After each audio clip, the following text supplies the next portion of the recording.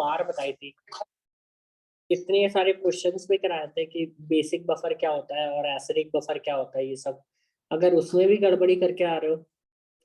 और जो ओस्टवार्ड वाला है वो 3 बार कराया था मैंने क्वेश्चन, एक बार नहीं 3 बार मैंने क्वेश्चन नहीं 3 बार प्रूफ कराया था। Alpha is equal to square root of K by C, एक बार कराया हो तो बात अलग है, ठीक है कि चलो भूल गया, 3 बार मैंने कराया था और तब भी बहुत सारे लोग नहीं करके आए वो, तो थोड़ा सा मतलब डिमोरलाइजिंग हो जाता है। बाकी आपके मर्जी है, तो पढ़ लो, मतलब ज्यादा नहीं। तो मैंने तो कुछ ज्यादा कभी होमवर्क वगैरह भी नहीं दिया, मैं कल इतना कहता हूँ जितना पढ़ाया है कल उतना ही जाके घर पे पढ़ लो जाके, that is more than sufficient. ठीक है, जितना पढ़ाया उतना पढ़ लो और अगले दिन आके डाउट पूछ लो जो भी है, इससे ज्यादा थोड़ी आपको कुछ करना है। केमिस्ट्री में, मैथ में आपको प्रैक्टिस करनी पड़ेगी, फिजिक्स में भी आपको बैठ के अच्छे से देखना पड़ेगा, न्यूमेरिकल करने पड़ेंगे। केमिस्ट्री में एक दो चैप्टर हटा दो तो बाकी न्यूमेरिकल भी नहीं करने आपको, क्योंकि जो न्यूमेरिकल आते हैं वो सीधे सीधे फॉर्मूले बेस्ड होते हैं या थोड़ा सा ट्वीकिंग कर दो, तो वही है, थोड़ा सा पढ़ लो, बाकी अदरवाइज यही चलेगा ना। और मतलब धक्का नहीं लगता है यार, मतलब इतने दिन हो गए अब धक्का खा खा के आदत हो गई है कि मतलब जब नंबर कम आते तो शौक से नहीं लगता, अरे ये क्या हो गया, नहीं लगता बेटा, लगता होता तो ऐसे नंबर थोड़ी आ रहे थे। एग्जैक्टली, मतलब थोड़ा सा होना चाहिए ना, शौक टाइप का लगना चाहिए, नहीं लगता तो बढ़िया है, मतलब आप अंदर से स्ट्रांग हो गए, लगना चाहिए बस, मतलब हल्का सा थोड़ा सा कॉपी ले लो सेट में, ठीक है, तो मतलब थोड़ा सा आपको शॉक लगना चाहिए, बट ठीक है। कहाँ पे थे हम पिछली क्लास में, कहाँ पे बहुत नेबर साइकिल में क्वेश्चन लिया था ना, क्वेश्चन दिया था NaBr का दिया था शायद ना, KBr, तो KBr को बनाने के लिए अगर हम बात करते हैं यहाँ पे तो देख सकते हैं आप, पोटेशियम आपके पास जो होता है वो सॉलिड होता है, इन नॉर्मल एक लाइट बंद कर दी ऊपर वाली,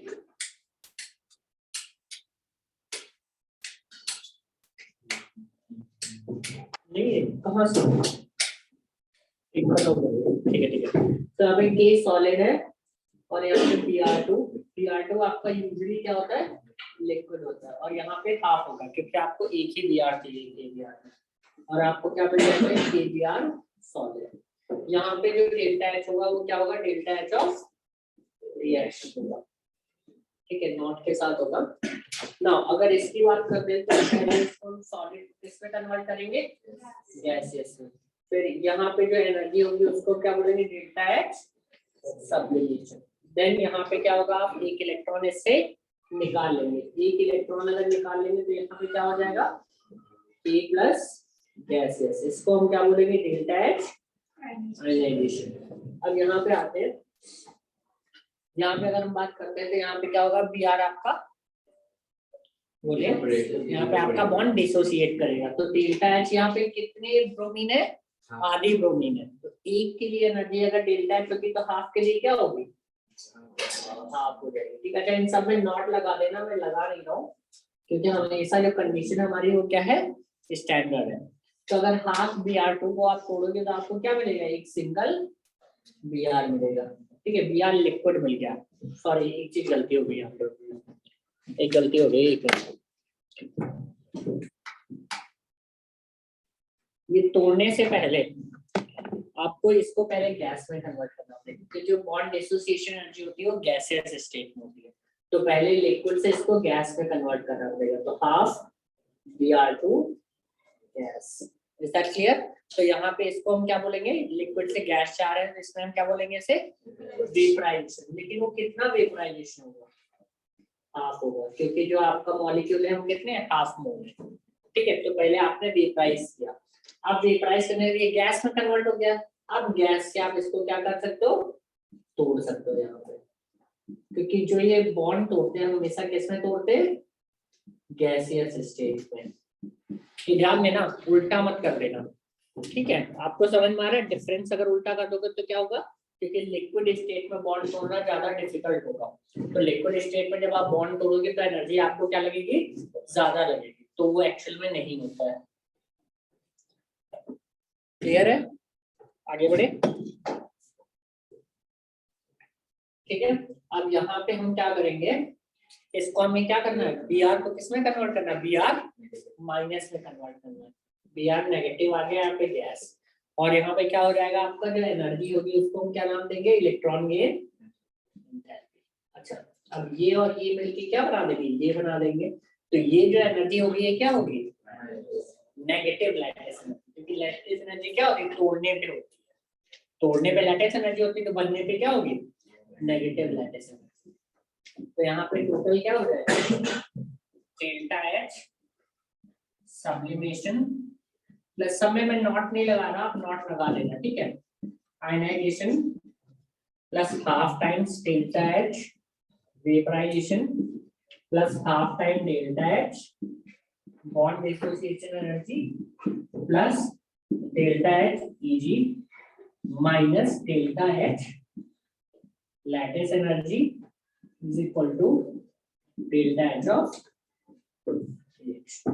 अब यहां से आप लैटिस एनर्जी निकाल सकते हैं। ठीक है, क्लियर है? तो इस तरीके से आपका हो जाएगा। और क्या दिया, और कौन सी एनर्जी दी है आपके सिलेबस में, एनसीईआरटी खोलिए।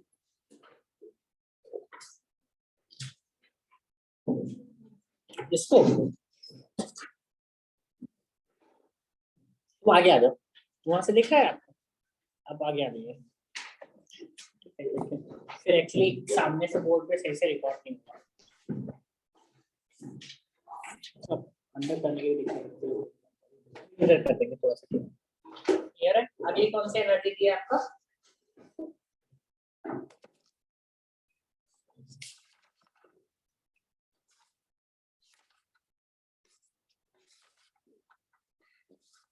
एक जंप हो गया,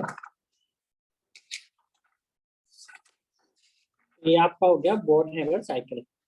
ठीक है, फेज ट्रांसफॉर्मेशन पढ़ा चुका हूं मैं, टेस्ला हो चुका है, थर्मोकेमिकल इक्वेशन हो चुका है, कंबस्शन बता दिया था, एटमाइजेशन बता दिया था, एटमाइजेशन बताया था। ठीक है, अच्छा हाँ, किसी ने क्वेश्चन में पूछा था फिर एटमाइजेशन और बॉन्ड डिसोसिएशन में डिफरेंस क्या है, आपने पूछा था। ओके ठीक है, तो याद है ना कि ओके, तो एटमाइजेशन में क्या होता है, एटमाइजेशन में क्या होता है जो बॉन्ड डिसोसिएशन में नहीं होता। एनीवन बताया था पिछली क्लास में कि एटमाइजेशन और बॉन्ड डिसोसिएशन में डिफरेंस क्या होता है, बताइए।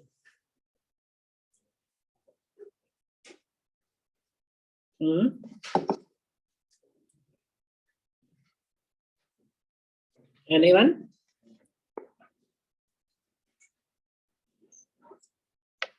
किसी को नहीं याद है, लिखा भी नहीं था क्या कॉपी में अगर पूछा था तो?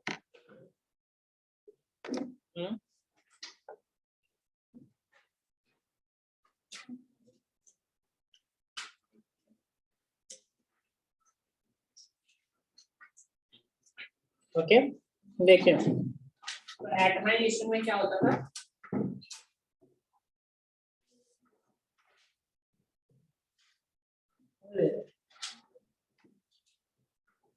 एटमाइजेशन होती क्या थी बताइए, बताइए नहीं आती, एटमाइजेशन क्या होता था, क्या किस क्लास में नहीं था, पिछले में ही तो पढ़ाया था, पिछले में नहीं करा था। अच्छा, तो इसके पहले बताइए क्या पहला नंबर, एटम्स में ब्रेक करने को कहते हैं एंथैल्पी ऑफ एटमाइजेशन। तो आप किसी भी चीज को लेंगे, मान लो हाइड्रोजन को लेते हैं, तो इसको जब आप एटम में ब्रेक करेंगे तो उसके लिए जो एनर्जी चाहिए वो क्या होती है, एंथैल्पी ऑफ एटमाइजेशन। तो इस पर्टिकुलर केस में जो एंथैल्पी ऑफ एटमाइजेशन होता है, मैंने बताया था, जब नहीं बताया तो फिर से सुन लो, एंथैल्पी ऑफ एटमाइजेशन एक लार्ज कांस्टेंट है। ठीक है, तो इस पर्टिकुलर केस में आप कह सकते हैं कि एंथैल्पी ऑफ एटमाइजेशन क्या है, बॉन्ड एनर्जी के इक्वल है। क्लियर है? और लेकिन एंथैल्पी ऑफ एटमाइजेशन क्या मैंने बताया, लार्ज कांस्टेंट है। तो उस केस में क्या होगा, जैसे किसी एक सॉलिड को उसके गैसियस फॉर्म में कन्वर्ट करो, जैसे मेटल को, तो ये भी क्या होगी, एंथैल्पी ऑफ एटमाइजेशन होगी। और इस केस में एंथैल्पी ऑफ एटमाइजेशन किसके बराबर होगा, सब्लिमेशन के। ठीक है, तो एंथैल्पी ऑफ एटमाइजेशन क्या है, बड़ा वो चीज है जिसके अंदर आप दोनों चीज को रख सकते हो कि बॉन्ड डिसोसिएशन एनर्जी को भी रख सकते हो और वेपराइजेशन को भी रख सकते हो। मतलब आप बेसिकली किसी भी चीज को अगर आप गैसियस एटम में कन्वर्ट करेंगे तो उसे हम क्या बोलेंगे, enthalpy of atomization. It doesn't matter कि आप बॉन्ड को तोड़ के कर रहे हैं या वेपर में कन्वर्ट करके कर रहे हैं, ठीक है। तो एंथैल्पी ऑफ एटमाइजेशन एक बड़ा है चीज, ठीक है ना, उसके अंदर का एक सब डिवीजन आप मान सकते हो कि बॉन्ड डिसोसिएशन एनर्जी टाइप का हो गया। क्लियर है, ठीक है, मैंने बता दिया था ये भी। उसके बाद बॉन्ड एंथैल्पी पढ़ाई थी अभी इतनी सारी, बॉन्ड नेबर साइकिल भी हो गई है। अगली कहानी डालो, enthalpy of solution. Enthalpy of solution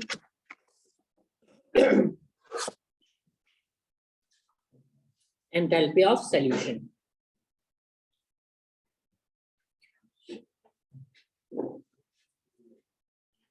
enthalpy of solution देखो, the amount of heat evolved or absorbed, the amount of heat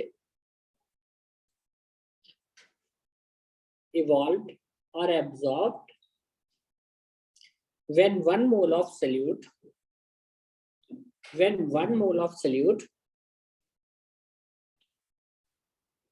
is dissolved in the excess of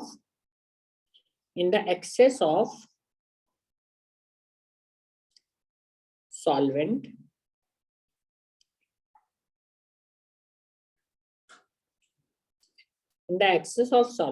then it is called, then the क्या बोले थे, शुरुआत कैसे की थी वाले, in the excess of solvent is called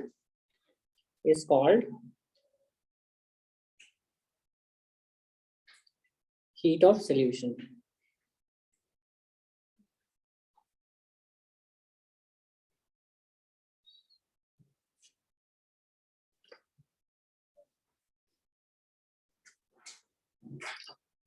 नए लाइन से लिखो,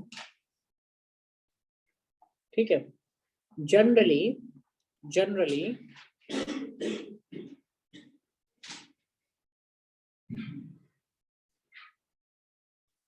नहीं, रुको, नहीं जनरली काटना मत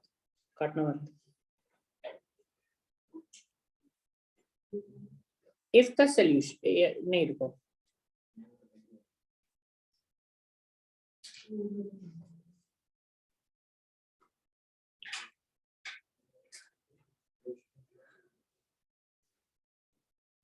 देखो generally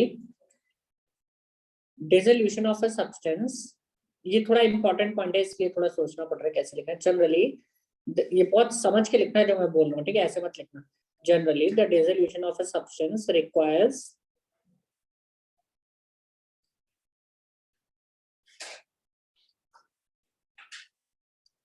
requires breaking of a bond, the breaking of bonds.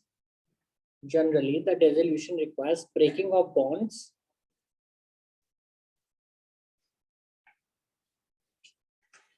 which needs energy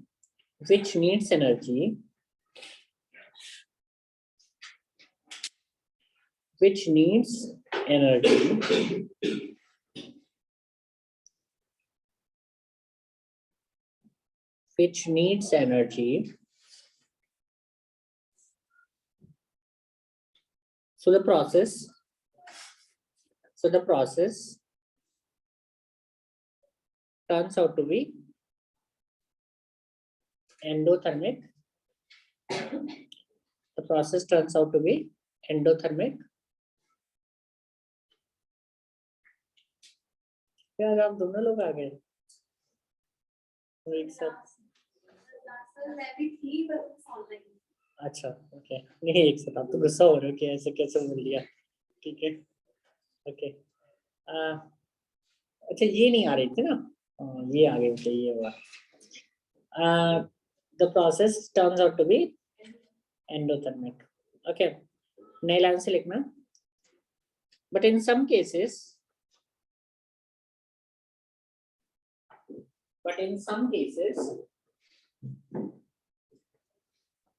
there is there is hydration involved as well.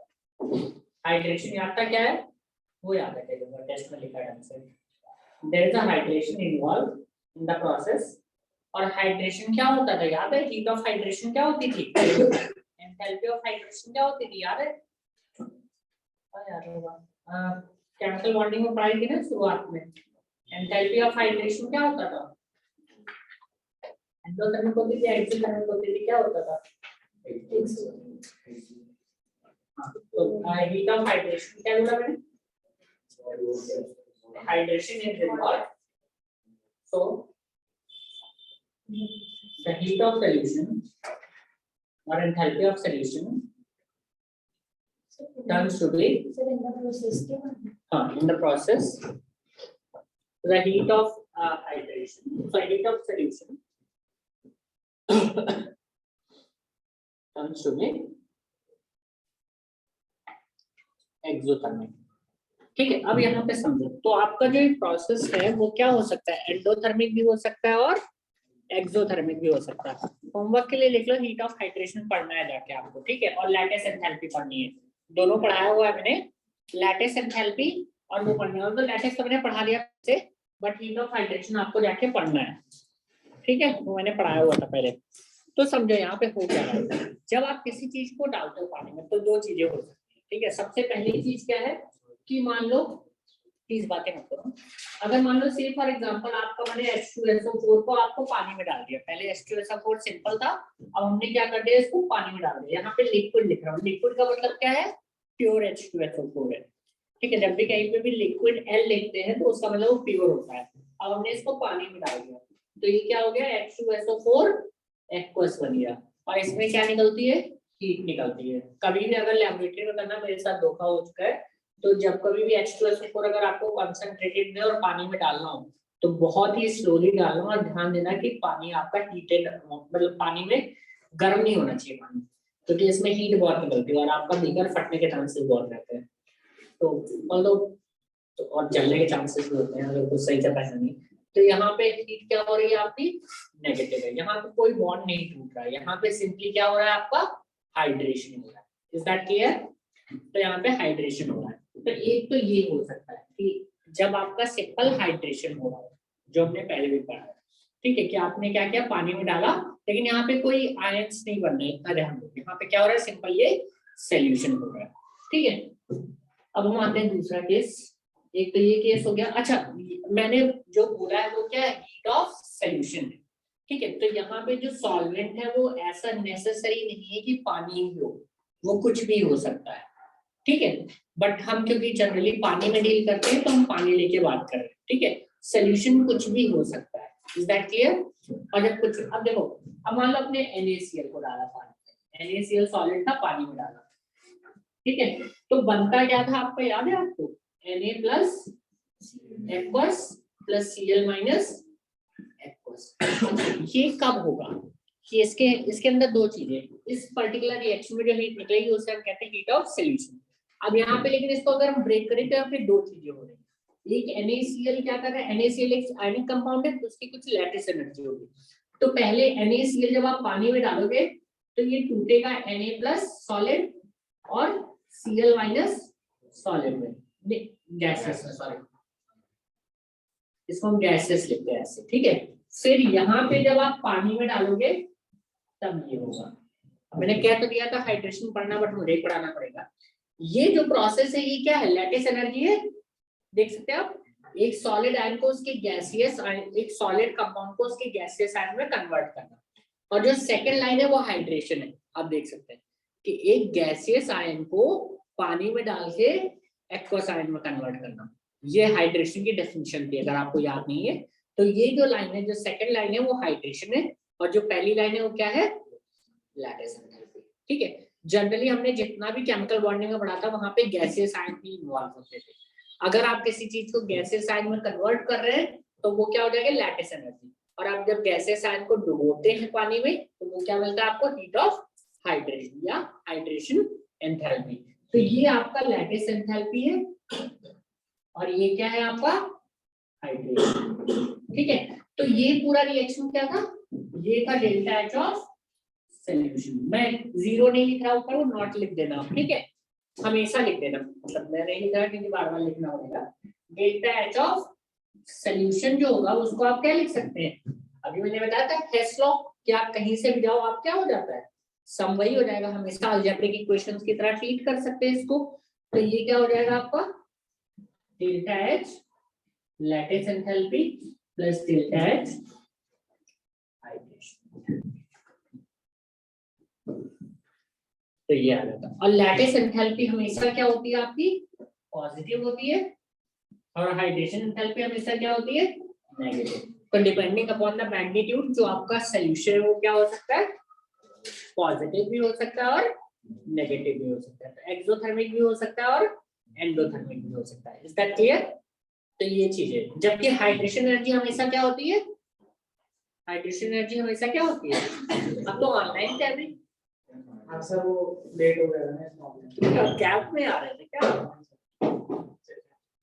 अच्छा तू देख रहे हो, डेडिकेशन देख रहे हो बच्चे का, रास्ते में देखते हुए आ रहा था, बैठ जाए यहाँ पे, खाली है, तुझे दिखेगा।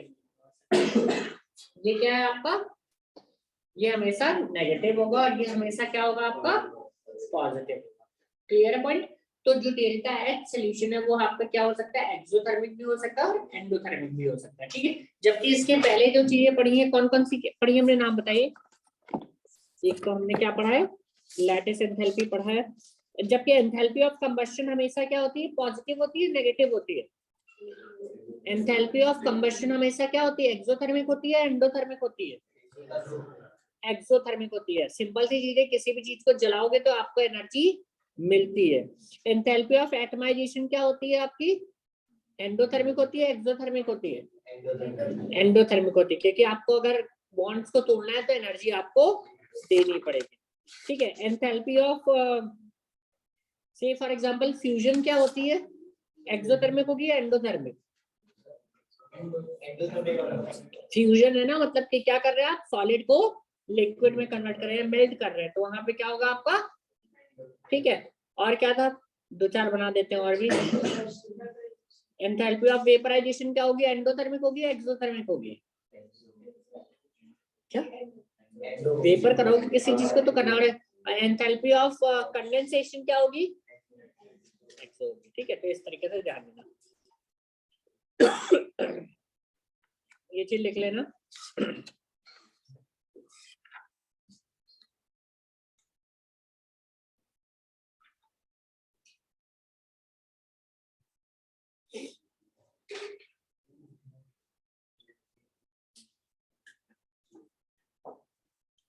ठीक है, आगे बढ़े।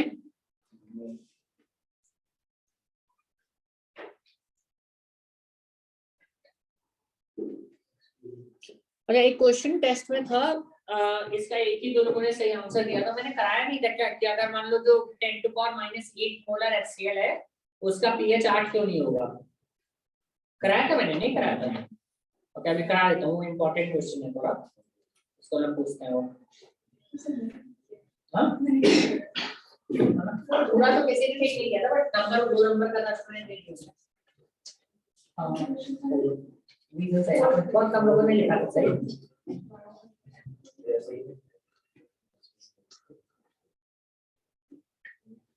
Okay,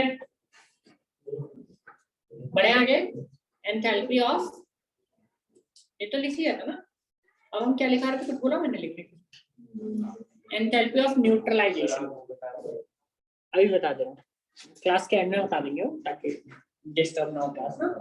enthalpy of neutralization, enthalpy of neutralization आपने में दिया नहीं है ये शायद, लेकिन इंपॉर्टेंट है।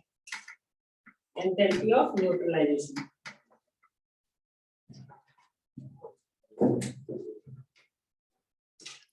लिखो, heat evolve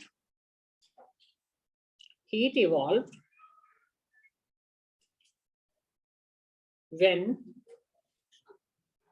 1 mole of an acid, 1 mole of a strong acid,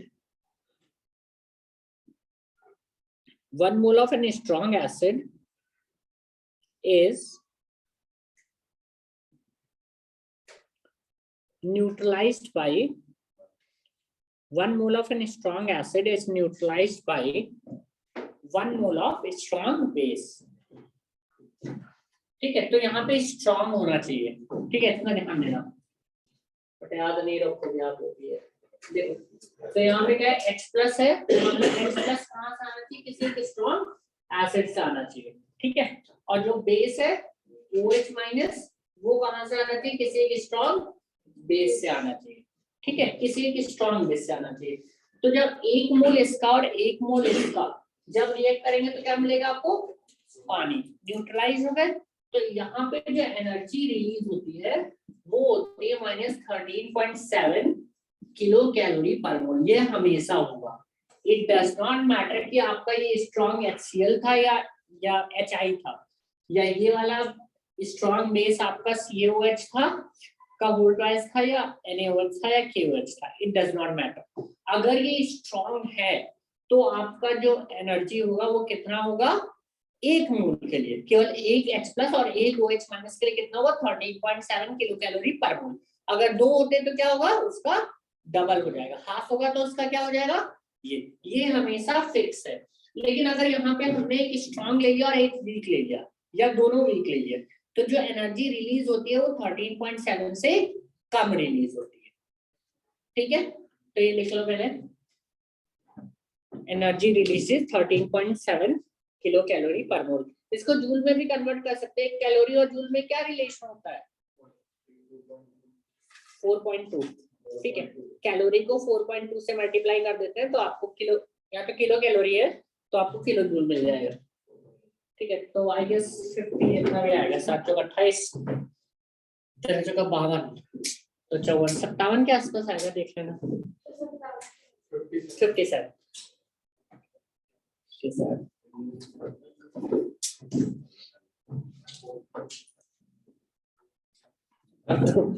और 69 में हमारी दिक्कत आती होगी, नंबरिंग की बात कर रहे हैं।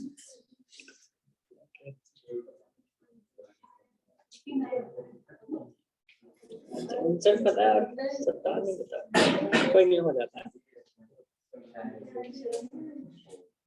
शर्म की क्या बात है, इसको जैसे पढ़ाएगा वैसे आ रहा है ऐसे, ओके, तो ये आपका क्या हो गया, -13.7 किलो कैलोरी पर मोल। लिख लो, if the acid or base is weak, if the acid or base is weak or both are weak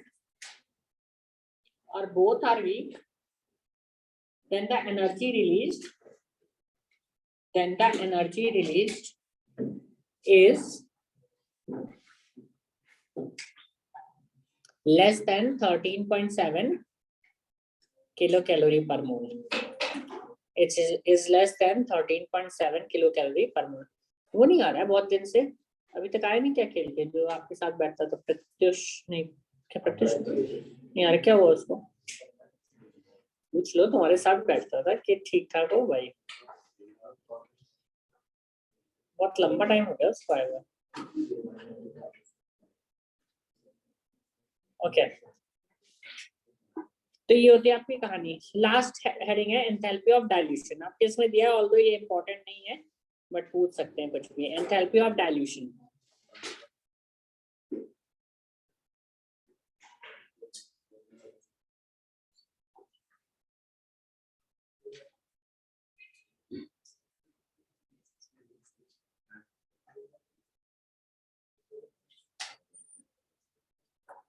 लिखो,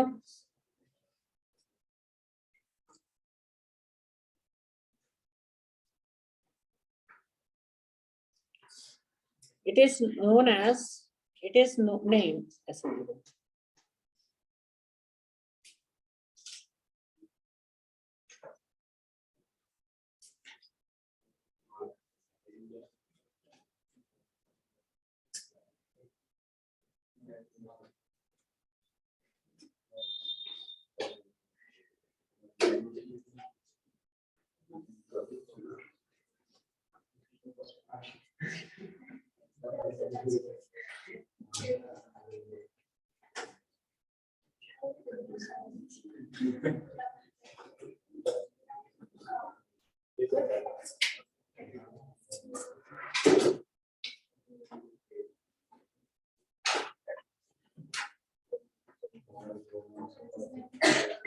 लिखो, इट इज सिंपल लिखा रहा हूं मैं, बट बुक से एक बार ये पढ़ लेना, ठीक है टॉपिक, ताकि आप डेफिनेशन न चलिए, मैं समझाने के हिसाब से लिखा रहा हूँ, ठीक है। इसकी जो डेफिनेशन है ऐसे आप एग्जाम में लिख के बताना, बस इसकी, बाकी सब सही लिखा है मैंने, क्योंकि बुक में थोड़ा अजीब सा दिया है। देखो, it is heat withdrawn, it is heat withdrawn, it is heat withdrawn when additional amount of solvent, when additional amount of solvent is added, when additional amount of solvent is added to the solution, solvent is added to the solution, ठीक है। तो जैसे इसका example दिया आपके book में, समझना, ठीक है। तो ठीक है, समझ रहे हैं। तो यहाँ पे जब आपका HCl जो है, मान लेते हैं अगर HCl है आपके पास, एक HCl को आपने पहले पानी में डाला, पानी के मान लेते हैं 25 आपने मोल ले लिया पानी के, या 25 पानी है आपके पास। तो यहाँ पे पहला जो इंस्टेंस होगा, सब लोग बहुत डिफरेंस समझ लेना, ये जो पहला इंस्टेंस होगा HCl आपका लिक्विड है, ठीक है। तो यहाँ पे अब क्या बन जाएगा, ये HCl एक्वस बन जाएगा, इज दैट क्लियर। तो यहाँ पे जो हीट रिलीज होगी वो आपका क्या कहलाएगा, हीट ऑफ सॉल्यूशन कहलाएगा, ठीक है। सपोज चलो ये हीट आपकी जो रिलीज हो रही है वो -72 है, ठीक है। इसको HCl एक्वस लिख सकते हैं, या आप इसका हाइड्रेशन हुआ है तो इसका ऐसे भी लिख सकता हूँ, HCl.25H2 नॉट एज अ, क्या बोलोगे, मैं इसको यहाँ पे क्रिस्टलाइजेशन वाटर नहीं लिख रहा, मैं केवल ये बता रहा हूँ कि एक HCl के साथ कितने वाटर के मॉलिक्यूल लगे, 25। This is not water of crystallization, बस लिखने का तरीका मैं इसको ऐसे लिख रहा हूँ, so that it becomes clear to you कि यहाँ पे 25 वाटर के मॉलिक्यूल ने HCl को क्या कर दिया है, हाइड्रेट कर दिया। Is that clear? क्या, हाँ, मतलब ऐसे 25 नहीं लिखते, बट लिख सकते हो, मतलब although it is not correct, अगर आप ऐसे लिखोगे तो, और आपने अगर स्पेसिफाई नहीं किया इस कॉन्टेक्स्ट में ऐसे लिखा हूँ, बट इन जनरल लिखोगे और किसी को अगर नहीं पता तो ये तरीका कि ये क्या है, वाटर ऑफ क्रिस्टलाइजेशन है। तो इसलिए मैं बहुत क्लैरिफाई कर रहा हूँ, क्योंकि मुझे कुछ समझाना है, आपको लिखने की जरूरत नहीं है, जस्ट समझाने के लिए मैं आपको बता रहा हूँ, ठीक है। एग्जाम में ऐसे मत लिख के आना, अगर लिखना तो क्लैरिफाई कर दे, ठीक है। अब हम इसमें क्या कर रहे हैं, 15 पानी की बूंदे और डाल रहे हैं, या 15 पानी के मॉलिक्यूल और डाल, ठीक है। तो यहाँ पे फर्दर क्या हुआ, आपका HCl आपका क्या हुआ, फर्दर और हो गया ये। तो यहाँ पे कितने हो गया, अब इसको कितने मॉलिक्यूल सराउंड कर रहे हैं, अब समझ में आया मैंने ऐसे क्यों लिखा था, सो दैट आपको डिफरेंस दिख जाए कि पहले 25 से था, अब क्या हुआ, फर्दर डाइल्यूशन हो गया है, अब फर्दर क्या हुआ, डाइल्यूशन हुआ है। तो यहाँ पे अब जो एक्स्ट्रा हीट निकलेगी वो क्या होगी, -72.3 माइनस, साथ में आप यहाँ पे लिख सकते हो कुछ 0.69, तो जितनी लिख लो, कोई जरूरी नहीं कि एग्जैक्ट जितनी लिखो। तो यहाँ पे जो हीट आपकी रिलीज हुई है इज -0.69, इतनी हीट थी पहले ड्यू टू द सॉल्यूशन कि जो आपका डिसोल्यूशन हुआ था उसकी वजह से थी। अब ये जो -0.69 ये किसकी वजह से हुई है, ड्यू टू द डाइल्यूशन, कि जो आपने एक्स्ट्रा ऐड किया है। क्लियर हो गया? तो ये जो हीट है ये क्या है आपका, हीट ऑफ डाइल्यूशन। कि आप जब एक्स्ट्रा पानी ऐड करते हैं तो उसकी वजह से जो हीट रिलीज होती है उससे हम क्या बोलते हैं, हीट ऑफ डिसोल्यूशन, और sorry heat of dilution. Is that clear? जो पहला वाला लाइन था वो हीट ऑफ सॉल्यूशन था, अब यहाँ पे जो है ये हिस्सा जो है ये क्या रिप्रेजेंट कर रहा है, डाइल्यूशन। अब इसमें और 4-5 बूंदे डाल दो, मान लो 25 बूंदे और डाल दी, जितनी आपके मानो, तो उसमें हीट क्या होगी, थोड़ी और निकलेगी, ठीक है। तो निकलती रहेगी, बट इवेंचुअली फिर निकलना बंद हो जाएगी जब कंप्लीट और कंप्लीट क्या हो जाएगा, उसका हाइड्रेशन कंप्लीट हो जाएगा, तो उसके बाद फिर वो नहीं निकलेगी। क्लियर हो गया? डिफरेंस समझ में आ गया कि सॉल्यूशन क्या था और डाइल्यूशन क्या है, ठीक है। 3 चीजें हैं, तीनों में बहुत क्लैरिटी होनी चाहिए। मुझे जब मैं पढ़ता था मुझे दिक्कत आती थी।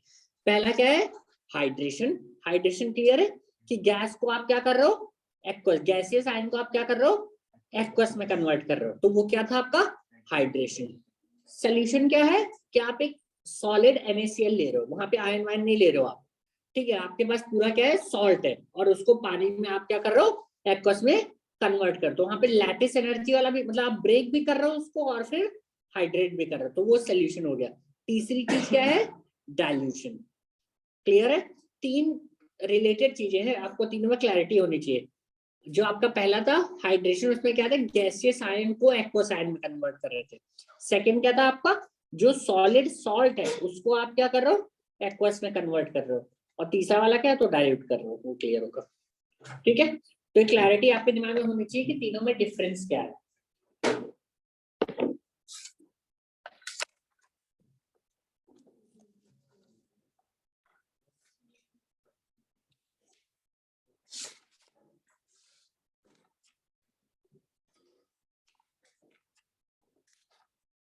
खत्म हो जाएगा चैप्टर आज।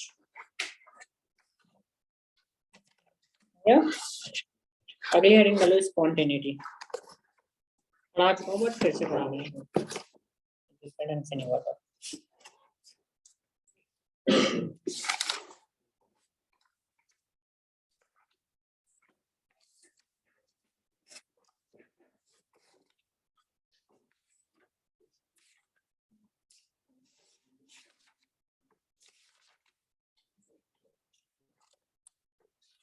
ठीक है, लिखो एंड स्पॉन्टेनिटी।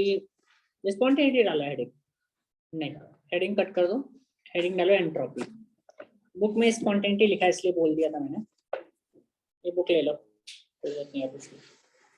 ठीक है, एंट्रोपी, ठीक है। एंट्रोपी पहले हम पढ़ते हैं, एंट्रोपी पहले बेसिक पढ़ लेते हैं, फिर स्पॉन्टेनिटी पढ़ेंगे। आपके बुक में पहले दिया है और एक साथ उन्होंने क्लब कर दिया है, तो दिक्कत आ रही है। एंट्रोपी, इसमें से मैं थोड़ा सा एक्स्ट्रा भी बताऊंगा, बट जो मैं बताऊंगा मैं पहले बता दूंगा कि आपके सिलेबस में नहीं है। ठीक है, मतलब आप लिख देना कि ये बुक में नहीं दिया है। ठीक है, उसके आगे बस एक ही दो फॉर्मूले बताऊंगा और कुछ नहीं। ठीक है, लिखो ENTROPY। मैंने स्टोरी बताई थी, किसी ने पढ़ी थी जाके वो जब, हाँ हाँ यार स्टोरी कहाँ रहते हो तुम लोग। ठीक है, अच्छा लिखो entropy. It is a degree of randomness, it is the measurement of, लिखा था मैं फिर से लिखो मत, ठीक है वो पढ़ा रहने दो, क्या दिक्कत है। आधी पेज तो था, क्या हुआ दोबारा आधा पेज, क्या जैसा आपकी मर्जी, आपकी कॉपी है, आपको पढ़ना है। It is measurement of degree of randomness और disorder, randomness or disorder in a system। ठीक है, इन सिस्टम। ठीक है, तो जैसा मैंने आपको पहले ही पढ़ा था, ये क्या मेजर करता है कि आपका कितना डिग्री ऑफ डिसऑर्डर हो रहा है या कितना रैंडमनेस हो रहा है। ठीक है, क्योंकि हर एक चीज क्या है, मैंने बताया था कि जैसे आपको जो सेकंड लॉ ऑफ थर्मोडायनामिक्स अभी हम लिखेंगे, तो वो कहता है कि दुनिया में हर चीज क्या हो रही है, आपकी डिसऑर्डर की तरफ बढ़ रही है। हर चीज दुनिया में रैंडमनेस की तरफ बढ़ रही है, हर चीज डिसोसिएट होना चाहती है, हर चीज डिसइंटीग्रेट होना चाहती है। ठीक है, तो एवरीथिंग वांट्स टू एनाहिलेट देमसेल्फ या इटसेल्फ, जैसे भी लिखना है ऐसा करके बोलते हैं। तो दुनिया में हर चीज मरना चाहती है मतलब इवेंचुअली ऐसा बोलते हैं, but that's not the point. Point यहाँ पे क्या है, ये एक रैंडमनेस को मेजर करती है। ठीक है, तो अगर आप पहले इतना लिख लेते हैं, तो रैंडमनेस का मतलब समझ में आता है सबको। ठीक है, कि कितना पहले कितना चीजें एक साथ में थी, बाद में कितना वो बिखर गई। एज सिंपल एज दैट, इससे ज्यादा सिंप्लीफाई नहीं कर सकते। लिखो आगे, अंडरलाइन से लिखना, इट इज एक्सप्रेस्ड बाय, जैसे एक्सप्रेस करते हैं वो एस से एक्सप्रेस करते हैं। ठीक है, अपर केस एस से रिप्रेजेंट करते हैं। ठीक है, और ये आपका जैसे हमने शायद मैंने लिखा था पहले, ये आपका स्टेट फंक्शन है, लिख लेना, it is an state function and extensive property, and extensive property. याद है एक्सटेंसिव प्रॉपर्टीज क्या होती थी, क्या होती थी, जो मास पे डिपेंड करती है। ठीक है, ठीक है। अब देखो यहाँ पे जो एंट्रोपी होती है, ठीक है, एंट्रोपी किसी सिस्टम की आप खुद मेजर नहीं कर सकते, ऑल्दो कर सकते हो बट आपके सिलेबस में नहीं है, ठीक है, एज बराबर KLNW होता है, उसके बाद आपको नहीं करनी। तो एंट्रोपी जो होती है जनरली जो हम एंट्रोपी मेजर करते हैं वो हम चेंज इन एंट्रोपी मेजर करते हैं, ठीक है। तो चेंज इन एंट्रोपी क्या होगा, जैसा अभी तक हमने पहले पढ़ा था, हर चीज का चेंज क्या होता है, एक केस को छोड़ के बाकी केस में क्या होता है, S product minus S reactant, या in a simple term S final minus S initial, ये हो जाएगा। और दूसरा चीज क्या है, दो तीन पॉइंट लिखते हैं आपको, ठीक है, पहला पॉइंट सही होता है, दूसरा पॉइंट मैंने क्या बताया था आपको कि हर एक चीज दुनिया में क्या है, एक सिस्टम है और एक सराउंडिंग है, और दोनों मिलके क्या बताते हैं। तो जब एंट्रोपी आपको निकलती है तो क्या हो जाएगा, delta S of system plus delta S of surrounding का चेंज आपको निकालना है। तो जितना सिस्टम में चेंज होगा और जितना सराउंडिंग में चेंज होगा उनका सम क्या हो जाएगा, यूनिवर्स का, ठीक है। ये दो पॉइंट लिख लो पहले।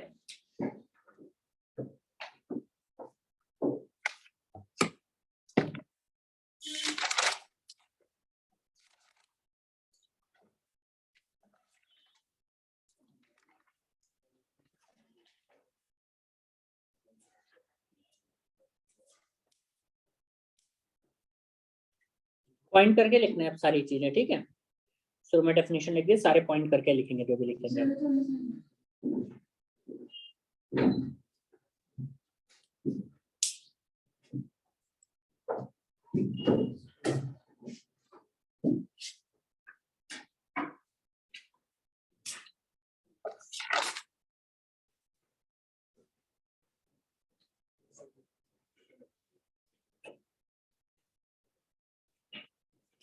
ठीक है, बढ़े आगे। थर्ड पॉइंट लिखना, entropy can be calculated, entropy can be calculated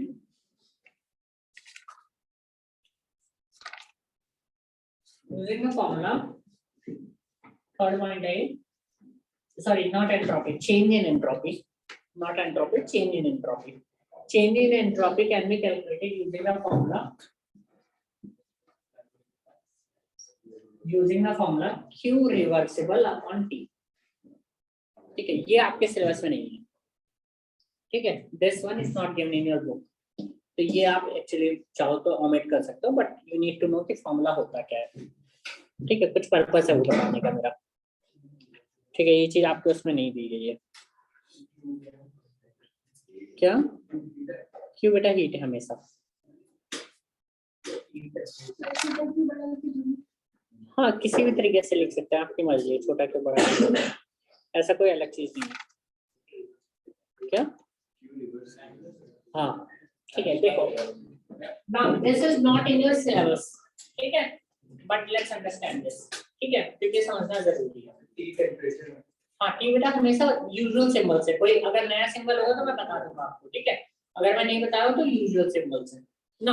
होता क्या है, देखो मैंने आपको शुरू में बताया था प्रोसेसेस किस टाइप के होते हैं, दो तरीके के होते हैं, एक क्या होता है रिवर्सिबल और एक क्या होता है इरिवर्सिबल, इज दैट क्लियर। तो जब आप एंट्रोपी निकालते हैं तो आप रिवर्सिबल प्रोसेस की जब एंट्रोपी निकालेंगे तो क्या होगा, क्यू रिवर्सिबल होगा, वहां पे कोई दिक्कत नहीं। लेकिन जब इरिवर्सिबल प्रोसेस की एंट्रोपी निकालेंगे then still you will assume that irreversible process to be happening as reversible process, and then you will figure out its heat and then you figure out its entropy.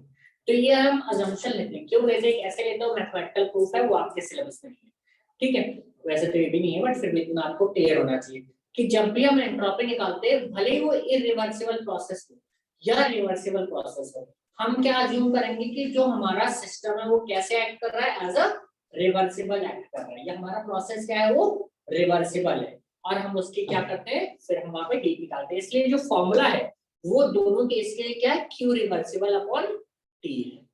यहाँ पे जो है reversible लिखा है मैंने, केवल Q नहीं लिखा है, ठीक है। तो ये एक पॉइंट होता है, लिख लो ये चीज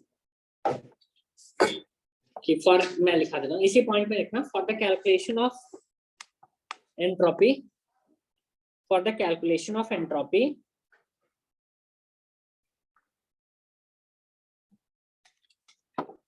for the calculation of entropy the process or processes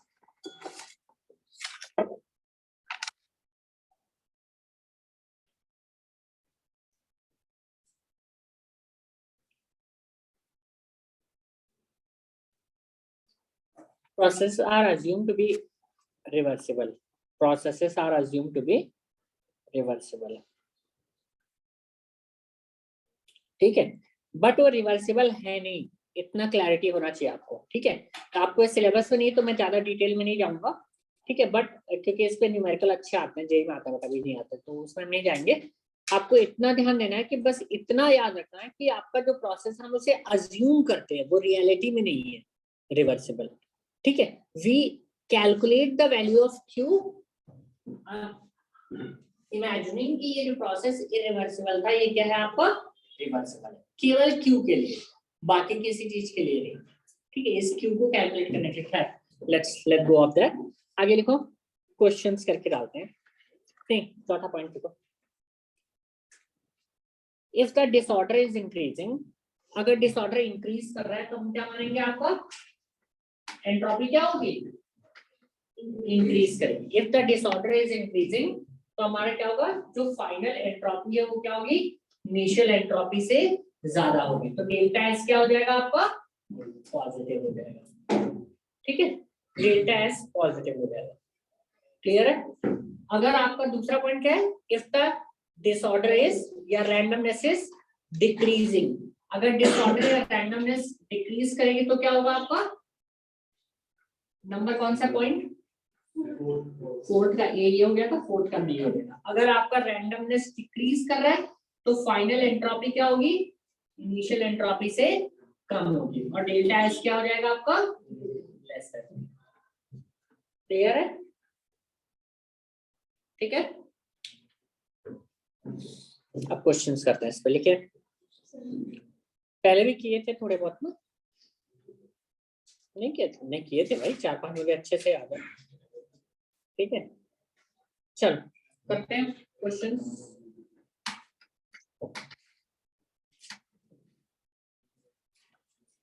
ठीक है, पहला क्वेश्चन है, H2O लिक्विड से H2O गैस जा रहा है।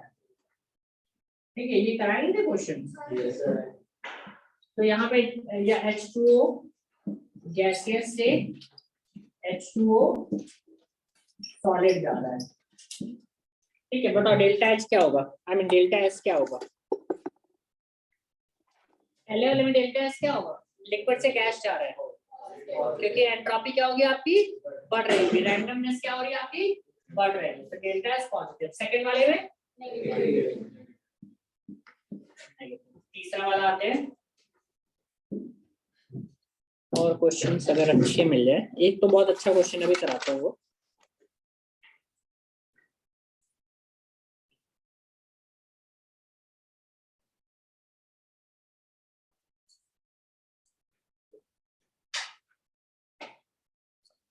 लिक्विड सॉलिड हो गया,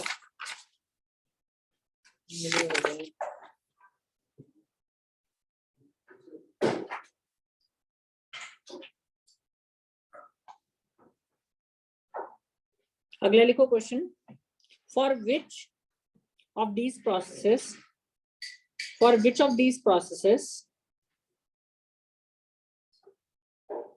the value of delta S is negative? For which of these processes the value of delta S is negative? ठीक है, पहला पॉइंट है, sugar is dissolved in the water,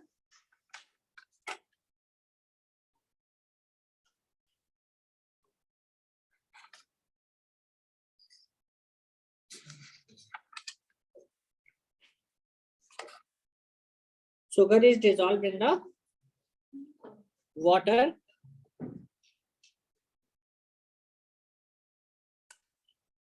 second है,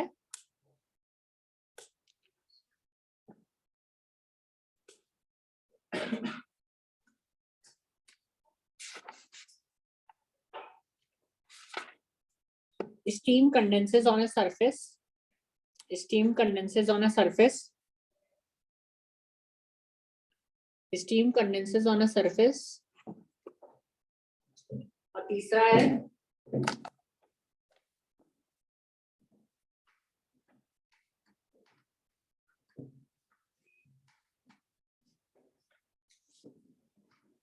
CaCO3 solid gives you CaO solid plus CO2 gases। तो बताइए किस में delta S negative होगा?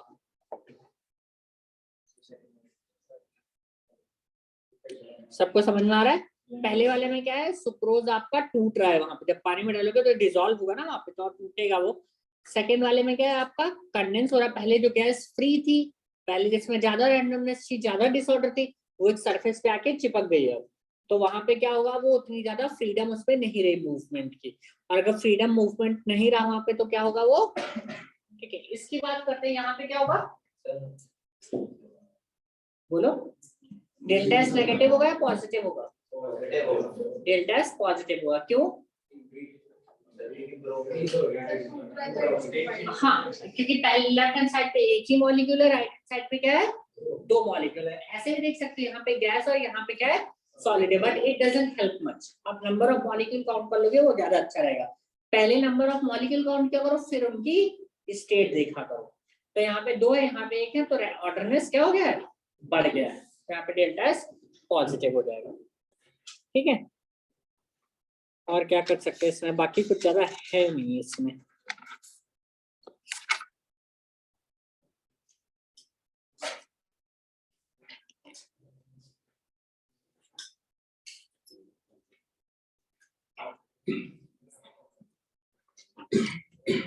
अंडा उबालते हो तब क्या होता है? अच्छा क्वेश्चन है, मतलब अगर नहीं पता तो नहीं कर पाओगे। अगर अंडा उबालते हो तो जब एग को बॉईल करते हैं तब क्या होता है, वहां पे आपका एंट्रोपी बढ़ेगा या घटेगा? क्यों?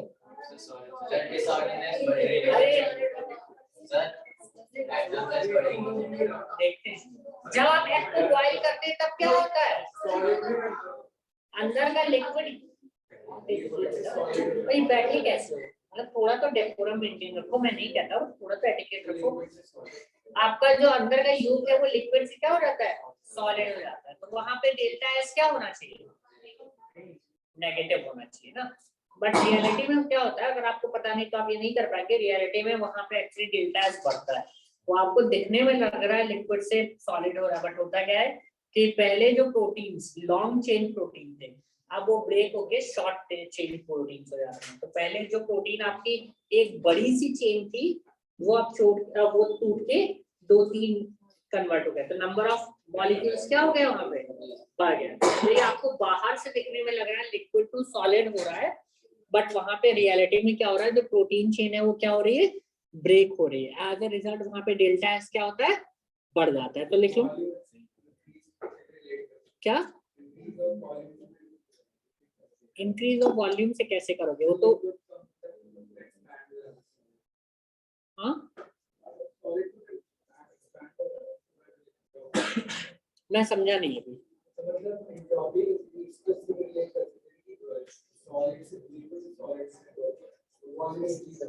वॉल्यूम इंक्रीज कहाँ हो रहा है, मैं यही तो समझ नहीं पा रहा। वॉल्यूम कहाँ बढ़ रहा है, वॉल्यूम तो जनरली लिक्विड का ज्यादा होता है ना, except for the water case, generally तो लिक्विड का वॉल्यूम ज्यादा होता है। मैं मतलब मैं समझा नहीं, हो सकता हो अगर ऐसा होता हो तो मुझे पता नहीं, बट जनरली ऐसा नहीं होता। क्योंकि जब आप सोचो ना, जब आप अंडा, अगर मान लो कभी कच्चा अंडा तोड़ा हो, तो क्या क्या बातें कर रहे हो, पढ़ने दो उसे। जब एक कच्चा अंडा आप ब्रेक करते हो तो वहां पे क्या होता है, उसकी जो बाहर का एक्सटीरियर होता है बहुत पतला होता है, तो फॉर द लिक्विड अंदर का वॉल्यूम ज्यादा होगा। बट जब आप एक बॉइल्ड एग को ब्रेक करते हो तो अंदर का वॉल्यूम और कम हो जाता है, क्योंकि छोटी जगह हो गई ना पहले से कैविटी, तो वॉल्यूम और कम हो गया एज अपोज टू वॉल्यूम बढ़ने के, अगर आप वॉल्यूम के उससे जाना चाहते हैं तो।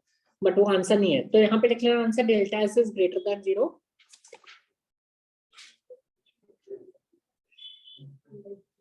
Delta S is greater then 0,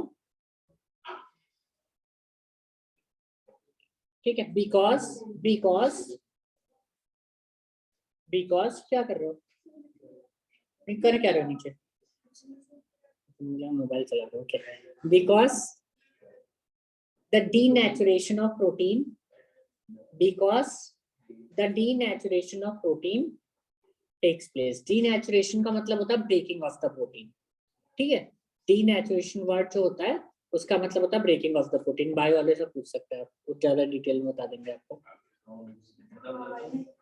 कौन कौन बायो में? एक आप है और एक वो छोटी वाली बच्ची है, और कौन है? दो लोग हैं ना। Denaturation of proteins take place, ठीक है। तो मेनली अब हम एक अच्छे क्वेश्चन पे आते हैं, ठीक है। आई डोंट थिंक कभी पूछेंगे, बट फिर भी देखो क्वेश्चन ये आप सोच के आना, ठीक है। होमवर्क के लिए दे रहा हूं मैं एक क्वेश्चन, ठीक है। I am giving this question as a homework कि मान लो आपके पास पानी है, इस बातें मत करो, ठीक है। पानी है आपके पास लिक्विड, तो आप एक बार पानी को 25 डिग्री सेल्सियस से 50 डिग्री सेल्सियस पर हीट करते हैं, ठीक है। तो यहाँ पे चेंज इन एंट्रोपी जो वाटर है, अभी हमने गैस में नहीं कन्वर्ट किया, पानी को ही सिंपली हीट कर रहे हैं हम, गैस से नहीं कन्वर्ट कर रहे हैं, ठीक है। तो यहाँ पे जो चेंज इन एंट्रोपी, इतना तो समझ में आ गया कि हीट करो तो एंट्रोपी बढ़ेगी। तो यहाँ पे जो चेंज इन एंट्रोपी उसे हम डेल्टा S1 बोल रहे हैं, ठीक है। अब हम पानी को क्या कर रहे हैं, दूसरे इंस्टेंस में 50 डिग्री सेल्सियस से 75 डिग्री सेल्सियस तक हीट कर रहे हैं, ठीक है। और यहाँ पे जो एंट्रोपी है उसका चेंज डेल्टा S2 है। तो जो आपका डेल्टा S1 होता है वो डेल्टा S2 से ज्यादा होता है, जबकि हमारा टेम्परेचर चेंज क्या है आपका, सेम है। तो आपको सोच के आना है कि ऐसा क्यों होता है, ठीक है। It's a very nice question, और ज्यादा केमिस्ट्री नहीं है, अगर आप जिंदगी की तरफ सोचेंगे तब भी कर लेंगे इसको, ठीक है।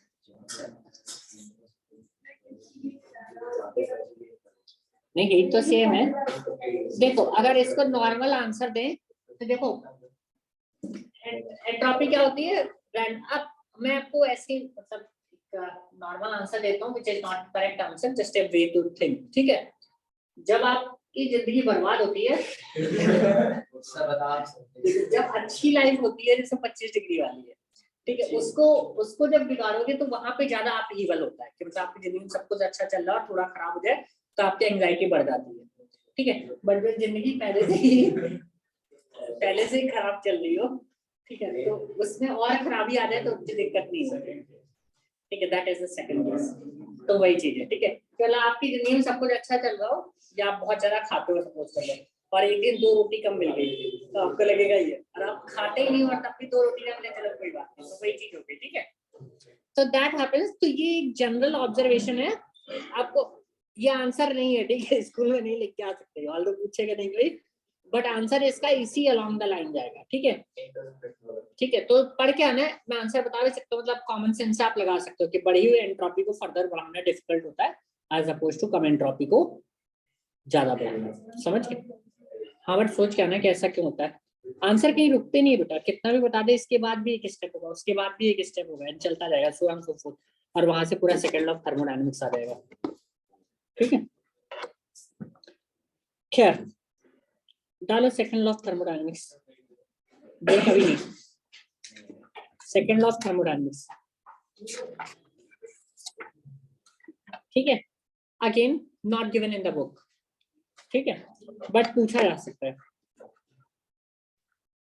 एक बार देख तो दिया नहीं दिया, अगर दिया हो तो मैं बहुत डिटेल में बता देता हूँ, मैंने जितना देखा था उसके हिसाब से नहीं दिया है।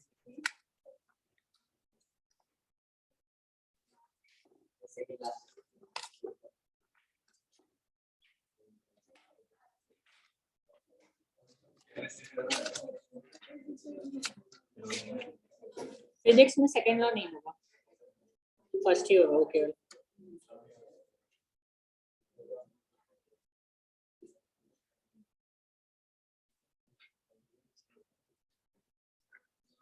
दिया है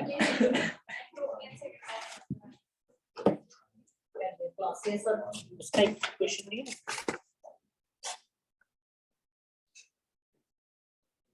है, जरा सा दिया है, चलो ठीक है लिख लो।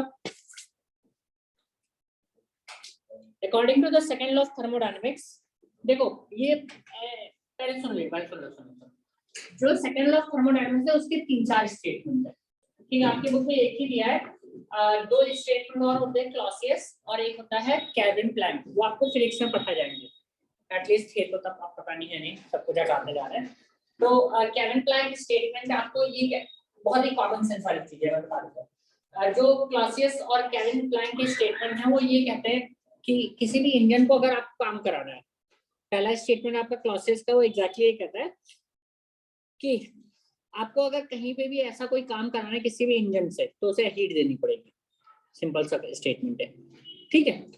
और दूसरा इसका ही एक पैराफ्रेजिंग अगर हम करते हैं कि अगर आप किसी चीज को, अब मैंने शुरू में बताया था कि पता नहीं आपको क्लास बताया था, दूसरे में बताया था कि आप कभी भी एक ऐसा इंजन नहीं बना सकते कि मान लो कि जिसको आप हीट दे रहे हो, मान लो कि जिसको आप फ्यूल डाल रहे हो और फ्यूल 100% यूटिलाइज हो रहा है, ऐसा कोई भी इंजन नहीं बन सकता जिंदगी में, ठीक है। कि मतलब आपका कुछ ना कुछ अमाउंट ऑफ हीट तो लॉस होगा ही होगा, ठीक है। क्योंकि होता क्या है कि इसी से ये कॉन्सेप्ट आता है कि हीट जो होती है वो लोअर फॉर्म ऑफ एनर्जी होती है और वर्क जो होता है वो हायर फॉर्म ऑफ एनर्जी होता है, ठीक है। तो लोअर फॉर्म ऑफ एनर्जी से हायर फॉर्म ऑफ एनर्जी में आप कन्वर्ट नहीं कर सकते। वर्क को हीट में कन्वर्ट कर सकते हो, बट आपको अगर हीट को वर्क में कन्वर्ट करना है तो आपको क्या करना पड़ेगा, थोड़ा सा वहां पे वेस्ट करना पड़ेगा या बाहर से आपको फोर्स देना पड़ेगा कुछ ना कुछ, ठीक है। तो एक तो ये हो जाता है। दूसरा ये होता है कि रेफ्रिजरेटर वाली जो कहानी होती है कि बिना इलेक्ट्रिसिटी प्लग किए हुए, आपको याद है ना, बिना अगर आप प्लग नहीं करोगे तो आपका रेफ्रिजरेटर काम करेगा, ठीक है। जबकि हम वहां पे क्या करें, अंदर से हीट बाहर निकाल रहे हैं ना, अगर आप अंदर से हीट बाहर निकाल रहे हैं तो आपको बाहर से कुछ ना कुछ वर्क करना पड़ेगा, वही चीज है। तो ये सेकेंड लॉ से आपने ये कहानी, ठीक है, बट ये आपके उसमें दिया नहीं है, ठीक है। अगर आपको इंटरेस्ट हो तो लिख लेना कि ऊपर नाम लिख लो क्लॉसियस और केविन प्लैंक के स्टेटमेंट पढ़ सकते हो आप, केविन प्लैंक के स्टेटमेंट और क्लॉसियस का स्टेटमेंट, ये दोनों सेकंड लॉ ऑफ थर्मोडायनेमिक्स हैं, आपके सिलेबस में नहीं है, फिजिक्स में होंगे, फिजिक्स में होंगे भाई, मैं क्या। अच्छा, कॉर्नर टेंजेंट से तो बढ़िया है, फिर तो आपको ये जो भी मैंने फॉर्मूला बताया Q/T वाला, ये भी वहीं से आता है कॉर्नर टेंजेंट से, तो आपके सर आपको प्रूफ कराएंगे फिर। तो हम आते हैं, बढ़िया, फिर तो आपको ये भी पढ़ सकते हो फिर, इंजन वाला भी, मतलब जो Q/T वाला मैंने फॉर्मूला बताया वो पढ़ लेना। लिखो आगे, सेकेंड लॉ ऑफ थर्मोडायनेमिक्स जो स्टेटमेंट हमें पढ़ना है वो हम पढ़ लेते हैं, ठीक है। लिखो, स्टेटमेंट कहता है entropy of the, according to the second law of thermodynamics, entropy of the universe, entropy of the universe is increasing, entropy of the universe is increasing, ठीक है ना। आप समझते हैं यहाँ पे भी 3-4 पॉइंट है। तो पहले entropy of the universe is increasing, not the system, not the surrounding, क्या बढ़ रहा है आपका, यूनिवर्स। जहां से ही नेक्स्ट पॉइंट हम पढ़ेंगे, entropy of the universe is increasing, not the system, not the surrounding, but universe, ठीक है। पॉइंट नंबर 1 डाला बढ़िया, ये आपका सेकंड लॉ हो गया। अब हम देखेंगे कि इसके मतलब क्या है, तो अब हम इसको डिटेल में देखेंगे कि इसका मतलब क्या है, ठीक है। अच्छा देखो, अगर आप यूनिवर्स में, यूनिवर्स इरिवर्सिबल चीज है या रिवर्सिबल चीज है, ये सोचो, इरिवर्सिबल, ठीक है। अगर आपके पास सिस्टम से सराउंडिंग में कुछ गया है तो वापस नहीं आने वाली है ना, अनटिल आप बाहर से कुछ वर्क करें। अगर मान लो आपका, आपने बर्फ रखी है कहीं पे तो उसने एनर्जी ले ली सराउंडिंग से, पिघल गई, तो अनटिल आप बाहर से कुछ कर रहे हो तभी वो वापस पानी बर्फ में कन्वर्ट होगा, अपने आप वो पानी बर्फ में कन्वर्ट नहीं होगा। तो आपको इन सब चीजों को देख के, अगर हमारी एज हो रही तो हम अपने आप डी एज नहीं हो सकते, या अगर आपकी लंबाई बढ़ रही तो अपने आप वापस आप छोटे नहीं होंगे। तो पॉइंट ये कि यूनिवर्स में हर चीज जो है, और at least most of the things are irreversible, ठीक है। तो जब मैं कह रहा हूं कि यूनिवर्स की एंट्रोपी इंक्रीज करेगी तो वो किस सेंस में मैं कह रहा हूं, इरिवर्सिबिलिटी के सेंस में, ठीक है। तो पहला पॉइंट डालना, for the irreversible process, for the irreversible process, for the irreversible process, delta S universe is greater than 0। ये किसके लिए है, irreversible process के लिए। अगर आपका रिवर्सिबल प्रोसेस होता तब क्या होता, कॉमन सेंस से सोचो, अगर आपका रिवर्सिबल प्रोसेस होता तो क्या होता, डेल्टा एस क्या होता। अरे भाई सिमेट्री नहीं ढूंढने के लिए कह रहा हूं मैं, सोचने के लिए कह रहा हूं। ठीक है, अगर मेरा मतलब क्या था, इरिवर्सल का मतलब क्या है, एक बार अंडा मैंने तोड़ दिया तो क्या यूनिवर्स इसको वापस अंडा बना सकता है? नहीं बना सकता। तो वहां पे डेल्टा एस क्या हो रहा है, रैंडमनेस क्या हो रही है, बढ़ रही है। ठीक है, बट एक रिवर्सिबल प्रोसेस सोचो, कुछ भी रिवर्सिबल सोच सकते हो। मान लो वाटर साइकिल ले लेते हैं, एक परफेक्टली एफिशिएंट वाटर साइकिल की बात करते हैं यूनिवर्स में, कि जितना पानी इवेपोरेट हो रहा है उतना वापस क्या हो रहा है, पानी में कन्वर्ट हो रहा है। एक पर्टिकुलर सेक्शन ऑफ चीज हम पकड़ रहे हैं, तो वहां पे डेल्टा एस क्या होगा, क्या जीरो होगा, लेस देन थोड़ी होगा। जब आपका परफेक्टली रिवर्सिबल है तो जितना एक डायरेक्शन में हो रहा है उतना ही दूसरे डायरेक्शन में हो रहा है। तो for the reversible process universe में लेकिन रिवर्सिबल प्रोसेस नहीं होते हैं, वो क्या होते हैं जनरली इरिवर्सिबल। तो देखो for a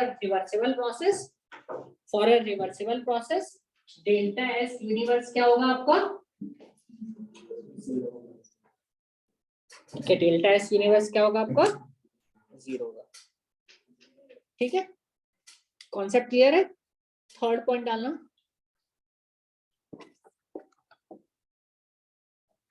a spontaneous process is the one in which the change of entropy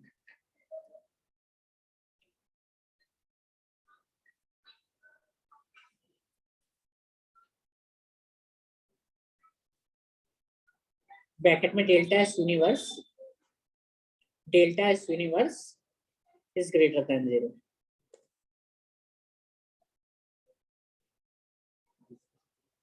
ठीक है, तो देखो अब हम बात करते हैं स्पॉन्टेनिटी की बात कर रहे हैं, तो आपके बुक में दिया है, हम उसकी बात करते हैं।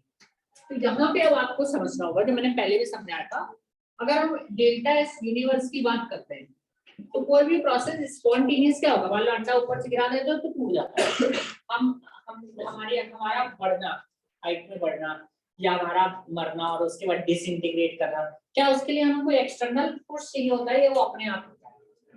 ठीक है, तो आप देख सकते हैं ये प्रोसेसेस क्या है, ऐसे हैं जो अपने आप हो रहे हैं, स्पॉन्टेनियस हो रहे हैं। और इन प्रोसेसेस में आप देख सकते हैं एंट्रोपी यूनिवर्स की क्या हो रही है, बढ़ रही है। अगर मैं डिसइंटीग्रेट होता हूँ इवेंचुअली आग लगा के जैसे भी करके, तो उसमें इवेंचुअली क्या होता है, यूनिवर्स की एंट्रोपी बढ़ रही ना, मेरा एक जो फॉर्म था वो खत्म हो गया, मैं मॉलिक्यूल्स में कन्वर्ट हो गया, तो रैंडमनेस क्या हो गई, बढ़ गई। इवेंचुअली आप देखेंगे सबसे पहले क्या था, सबसे पहले एक बेसिकली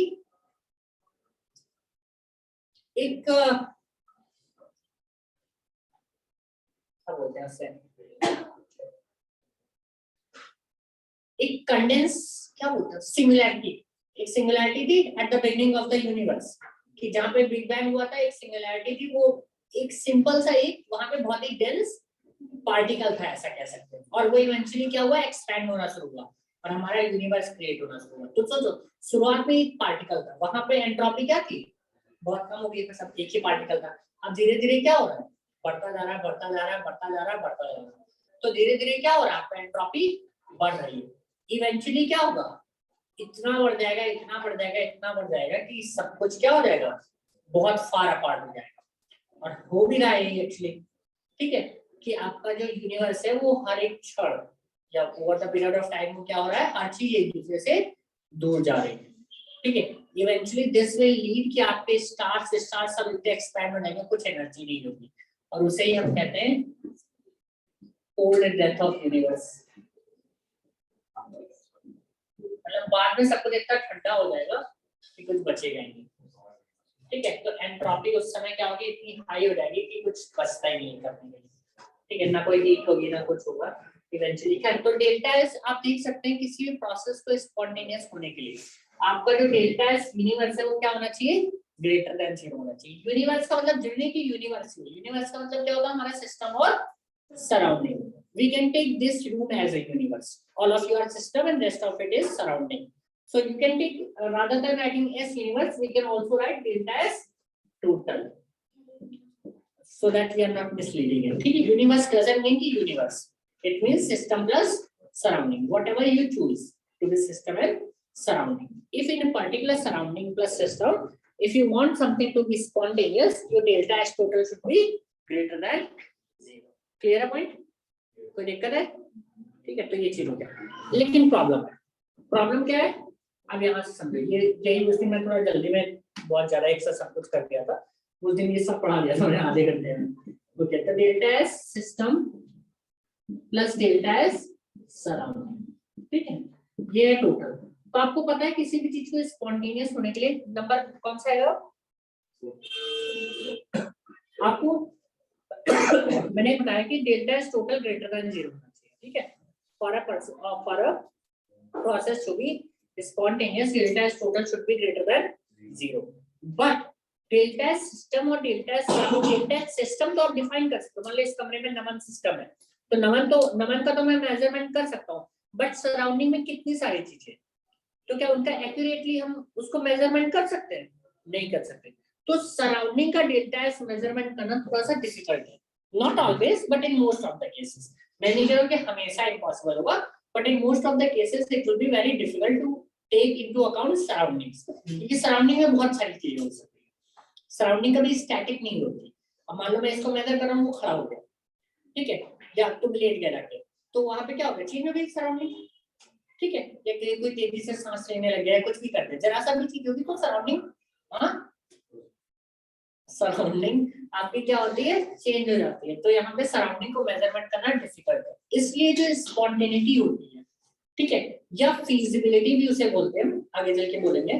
तो स्पॉन्टेनिटी को मेजरमेंट करना on the basis of delta H is very difficult, delta S is very difficult, clear है? तो यहाँ पे आप प्रॉब्लम आती है, लिखो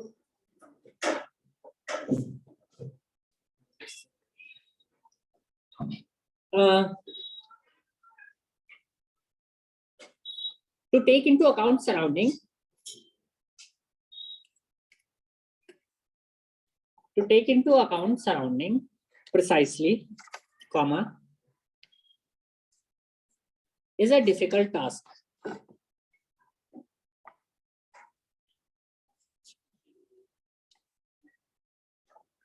Is a difficult task.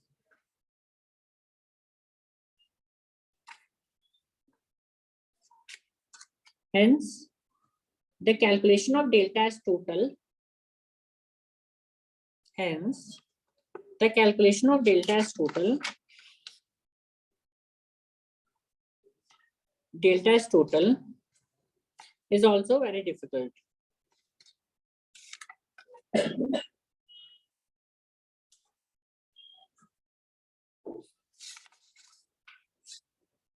Delta as total is also very difficult, and so is the prediction of. And so is the prediction of.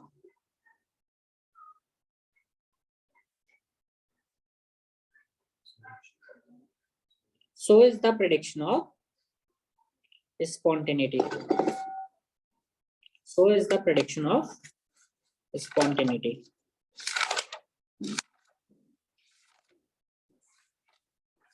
Is the prediction of spontaneity. Clear है point? एक बार पढ़ लो जो पढ़ा है पूरा, क्योंकि आगे वाले पॉइंट पे हम आएंगे तो थोड़ा टाइम लगेगा। टाइम कितना हुआ है?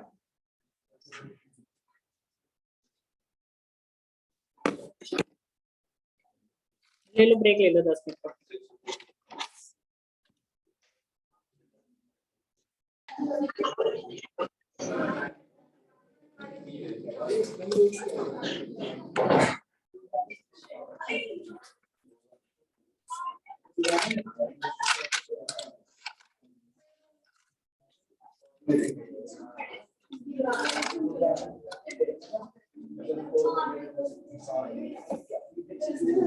बेटा किताब देना।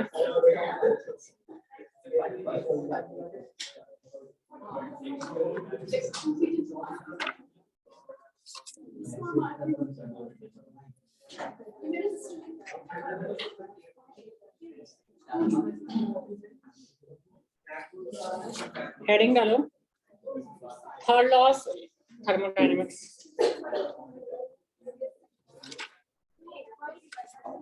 कौन सा? क्या नहीं संपूर्ण प्लीज बातें मत करो, third law of thermodynamics heading डालो, फिर हम आते हैं नेक्स्ट टॉपिक पे। ये बहुत छोटा सा टॉपिक है, थर्ड लॉ ऑफ थर्मोडायनेमिक्स खत्म कर देते हैं। लिखो entropy of any pure crystalline substance, entropy of a pure crystalline substance, entropy of a pure crystalline substance approaches zero. Entropy of a pure crystalline substance approaches zero as the temperature approaches absolute zero. As the temperature approaches absolute zero. This is the statement of the law. ठीक है, इसको inverted comma में लिख लेना, ठीक है, या quotes में लिख लेना। नई लाइन से लिखना दिस इज बिकॉज, समझा रहा हूं मैं अभी, डोंट वरी, ठीक है। दिस इज बिकॉज लिख लो, दिस इज बिकॉज, नई लाइन से लिखना this is because at absolute zero, at absolute zero,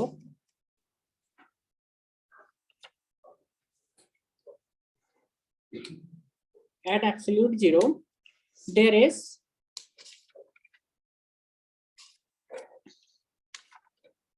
perfect order in the crystal. Perfect order in a crystal. ठीक है, now try to understand को क्या रहा है, ठीक है। तो हम क्या मानते हैं,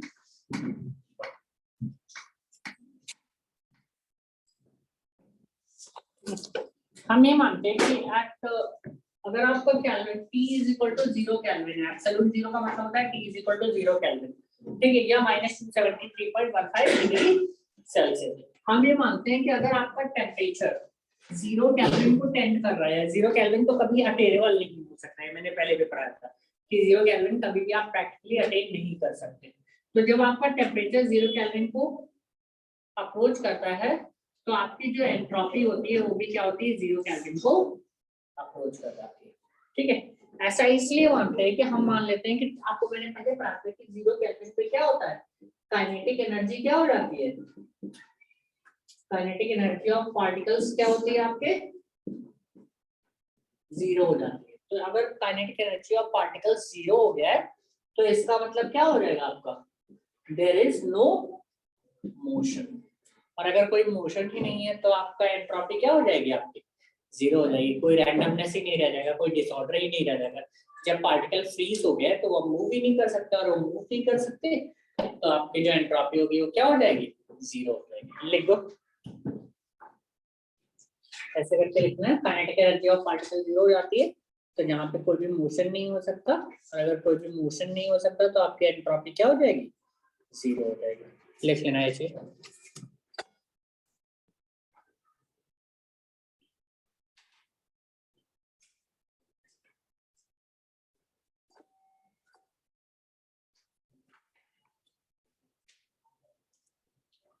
ठीक है। ये आपका पहला पॉइंट था, ठीक है, और ये पहला स्टेटमेंट था, स्टेटमेंट नंबर 1 है, ठीक है, जो ऊपर लिखा है। यहीं से आपका स्टेटमेंट नंबर 2 भी आता है, क्योंकि एंट्रोपी किसी चीज की कभी 0 नहीं हो सकती। तो हम ये कहते हैं, लिखो, it is impossible, it is impossible to reduce the temperature of any system, it is impossible to reduce the temperature of any system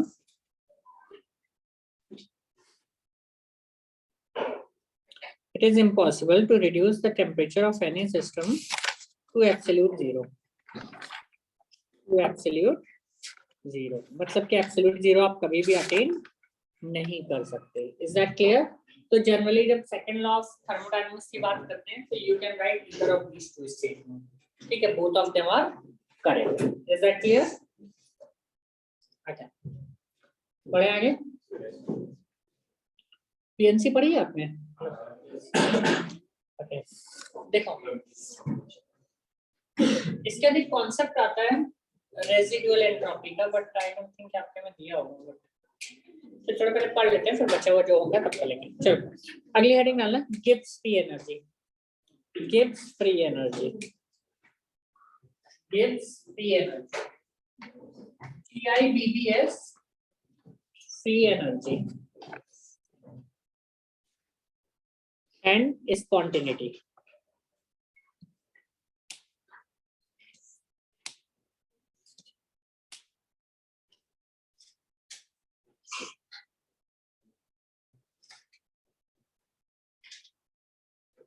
ठीक है ना, ट्राई टू अंडरस्टैंड कि है क्या। ठीक है, पहले आपके बुक में उतने ढंग से नहीं दिया कि समझो पहले है क्या। ठीक है, आपने अभी तक दो चीजें पढ़ी हैं, एक आपने H के बारे में पढ़ा है, एक आपने S के बारे में पढ़ा है। ठीक है, आपने H के बारे में पढ़ा था, H के टर्म्स में रिएक्शन को दो पार्ट में डिवाइड कर सकते हैं, एक एंडोथर्मिक होती है, एक एक्सोथर्मिक होती है। ठीक है, बहुत पहले जब केमिस्ट्री शुरू हो रही थी तब लोग ऐसा मानते थे कि अगर कोई रिएक्शन एक्सोथर्मिक है तो वो क्या होगी, स्पॉन्टेनियस होगी, ऐसा मानते थे। और जो एंडोथर्मिक होगी वो क्या होगी, नॉन स्पॉन्टेनियस। स्पॉन्टेनियस का मतलब होता है अपने आप होना, नॉन स्पॉन्टेनियस का मतलब होता है जिसको आपको बाहर से धक्का देना पड़ेगा। There is no special meaning in there. ठीक है, ऐसा लोग मानते थे, बट आपको भी पता और मुझे भी पता आज के जमाने में कि जरूरी नहीं कि जो रिएक्शन एक्सोथर्मिक हो वो स्पॉन्टेनियस हो।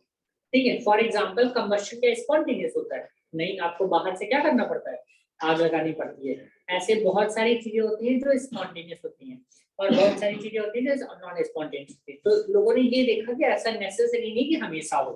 ये पुरानी अवधारणा थी, मतलब बहुत पुरानी, जब केमिस्ट्री शुरू हो रही थी तब के टाइम की, अर्लियर 1800 के आसपास, 1850 के आसपास लोग ऐसा मानते थे कि अगर कोई चीज एक्सोथर्मिक है तो वो स्पॉन्टेनियस होगी, कोई चीज एंडोथर्मिक है तो वो नॉन स्पॉन्टेनियस होगी। कोई दिक्कत नहीं, समझ में आ गया? ये आपका पहला फैक्टर था। दूसरा फैक्टर हमने देखा कि एस। ठीक है, लेकिन एस में दिक्कत क्या है? एस में दो चीजें हैं, एक क्या है, सिस्टम है, एक क्या है, सराउंडिंग है, और एक क्या है, यूनिवर्स। तो हमें पता है कि अगर डेल्टा एस यूनिवर्स आपका ग्रेटर देन 0 है तब तो ठीक है, तो क्या होगा, स्पॉन्टेनियस होगा। और डेल्टा एस यूनिवर्स आपका अगर लेस देन 0 है तो वो क्या हो जाएगा, नॉन स्पॉन्टेनियस। लेकिन हमें पता है कि हम डेल्टा एस यूनिवर्स कैलकुलेट करने के लिए हमें क्या चाहिए, एस सराउंडिंग चाहिए, जो कि आपका हमेशा चेंज होता रहता है। तो डेल्टा एस यूनिवर्स को कैलकुलेट करना क्या है, बहुत ही डिफिकल्ट है। तो बेस्ड ऑन एंट्रोपी प्रेडिक्ट करना कि कोई चीज स्पॉन्टेनियस है या नॉन स्पॉन्टेनियस है, वो हो तो सकता है but it is a very arduous task ना, या जैसे बोल सकते हो, कैसे बोलोगे, बहुत ही टफ टास्क है। ठीक है, तो ये क्या है आपका, बहुत ही टफ टास्क होगा यहाँ पे। क्लियर है पॉइंट? दिक्कत समझ में आ गई दोनों में क्या है कि जो पैरामीटर हमने पढ़े उनको दोनों के साथ प्रॉब्लम क्या है, एक सही नहीं है, बहुत रेयरली सही होगा, दूसरा क्या है, सही तो है लेकिन इसको करना डिफिकल्ट है। Is that clear? लिख लेना ये चीज करने की प्रॉब्लम क्या है इनके साथ, कि हमारे जो दो चीजें हमने पढ़ी है अभी तक उसमें दिक्कत क्या है।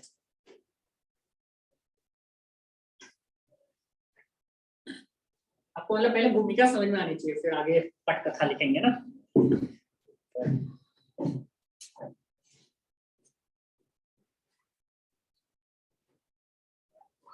हम पढ़ाई वढ़ाई नहीं कर रहे हैं, सो नंबर में नहीं आ रहे, पिछले 2-3 टेस्ट से तुम्हारे।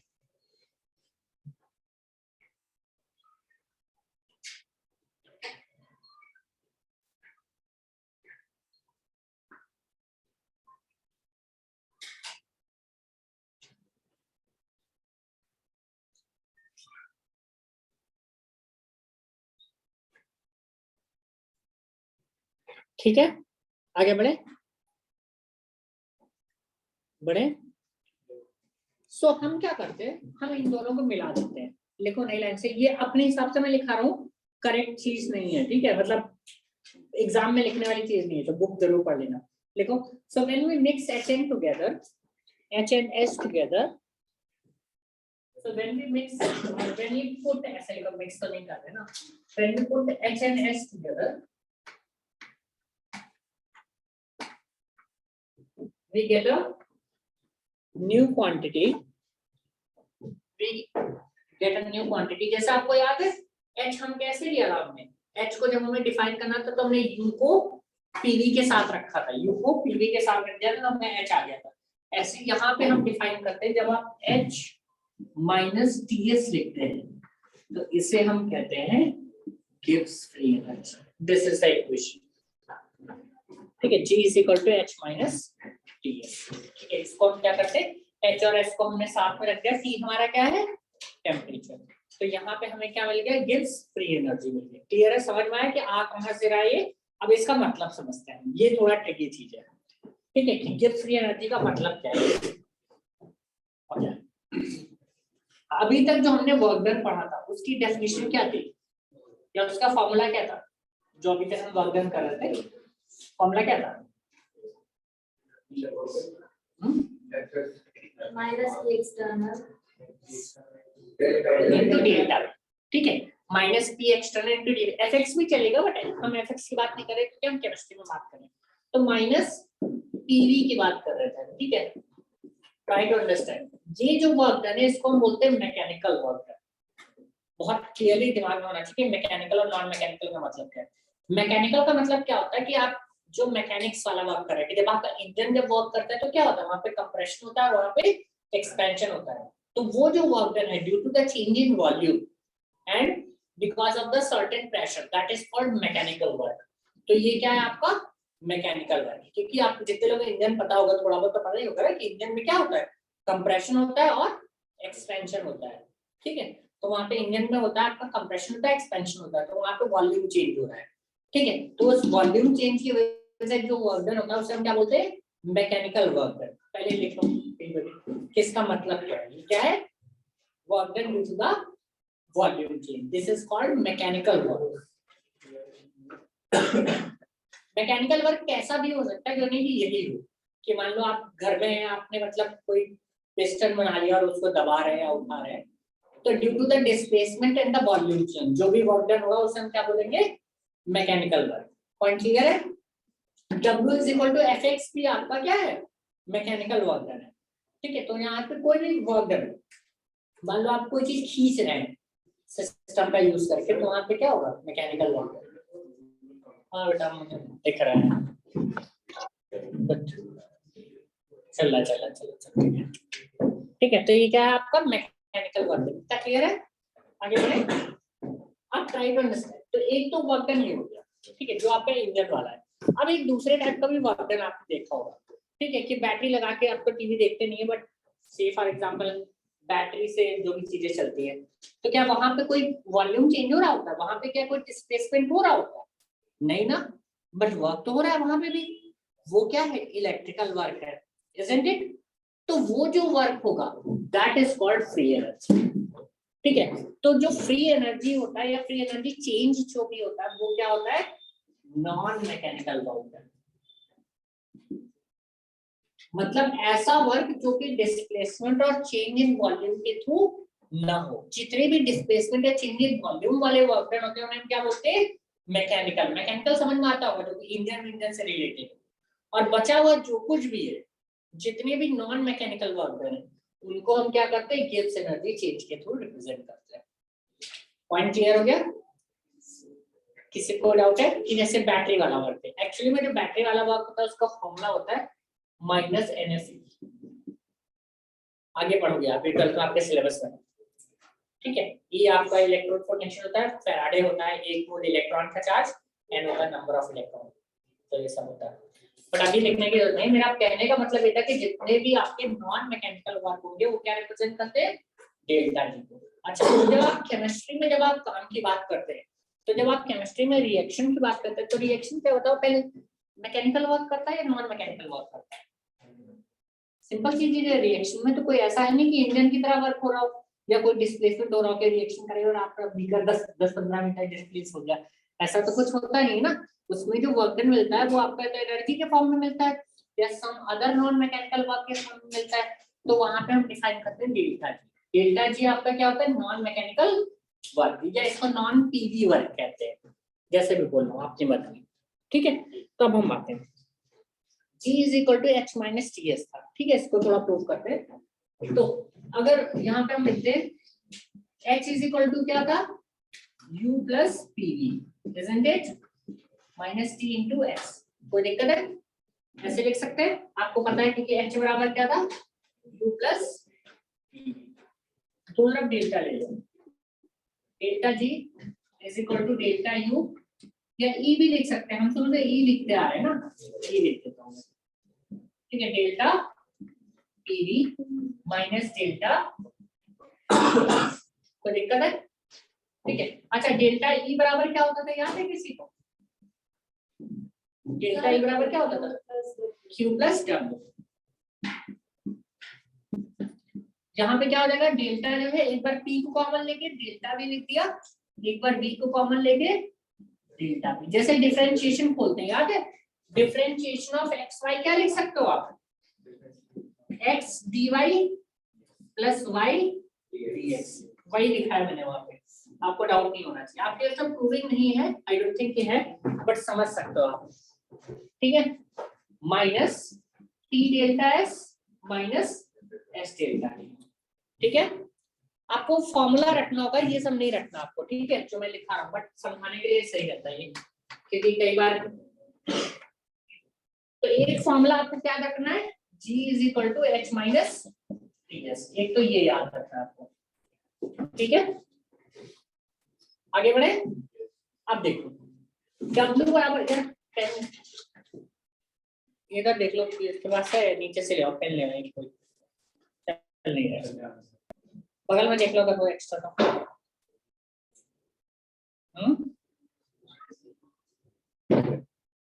आ जाने दो, इसको प्रूफ करें। देखो अपनी कॉपी में W की जगह पे क्या लिख सकते हो, माइनस टी डेल्टा भी लिख सकते हो, और Q की जगह पे क्या लिख सकते हो, अभी फॉर्मूला बताया था, डेल्टा S बराबर क्या होता था, Q बाई T होता था, अभी कराया था, तो उसकी जगह पे Q की जगह पे डेल्टा S वाला फॉर्मूला लिख सकते हो, लिखें।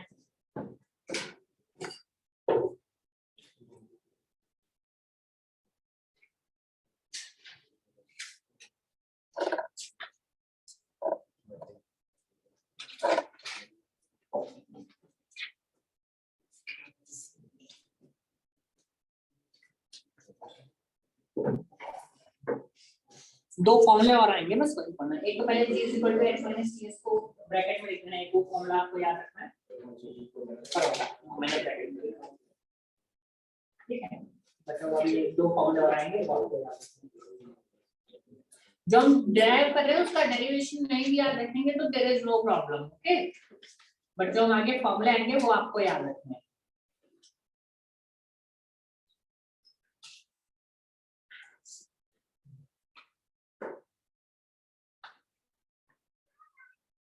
क्योंकि जगह पे क्या लिख सकते हो, ऐसे नहीं, अभी पढ़ा था ना हमने, ds बराबर डेल्टा s बराबर क्या था, q बाय डेल्टा t था, डेल्टा s बराबर क्या पढ़ा था अभी, q बाय डेल्टा t पढ़ा था हमने, q बाय t, सॉरी उसको डेल्टा t भी कर सकते हो, कोई दिक्कत नहीं, ठीक है, उसको q बाय डेल्टा t भी कर सकते हो। देखो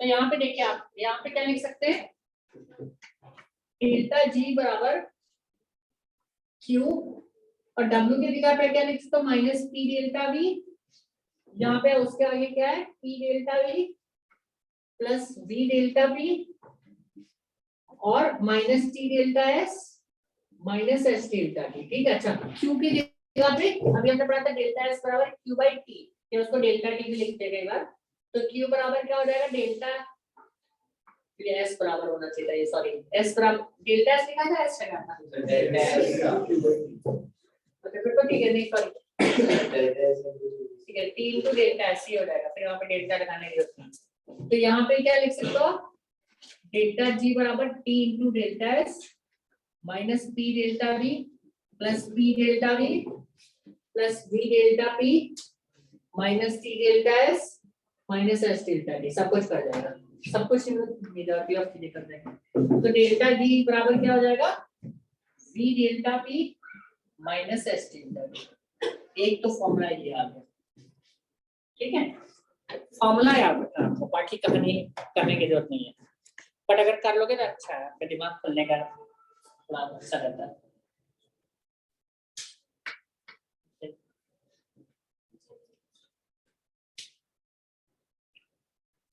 ठीक है,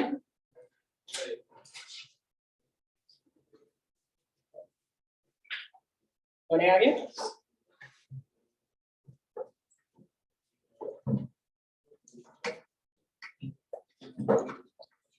ठीक है। अब देखिए यहाँ पे एक और फॉर्मूला होता है जो मैंने कराया नहीं, जो बहुत सिंपल है, आपको शुरू में क्या लिखा था मैंने, delta g is equal to, sorry g is equal to क्या था, h माइनस ds। अगर मैं यहाँ पे एट कांस्टेंट टेम्परेचर की बात करूँ, एट कांस्टेंट टेम्परेचर, अगर मैं कांस्टेंट टेम्परेचर पे दोनों साइड पे डेल्टा ले लूं तो क्या हो जाएगा delta G is equal to delta H minus delta times TS, और क्योंकि टेम्परेचर कांस्टेंट है तो उसको बाहर ले सकते हैं, तो डेल्टा जी बराबर कितना हो जाएगा delta H minus T delta.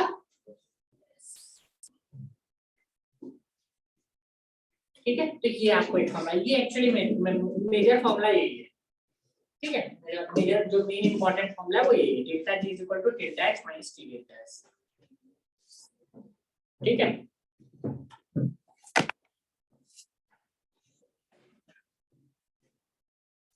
अच्छा एक चीज जो मैंने नहीं बोली कि डेल्टा जी जो यहाँ पे है वो सिस्टम का है।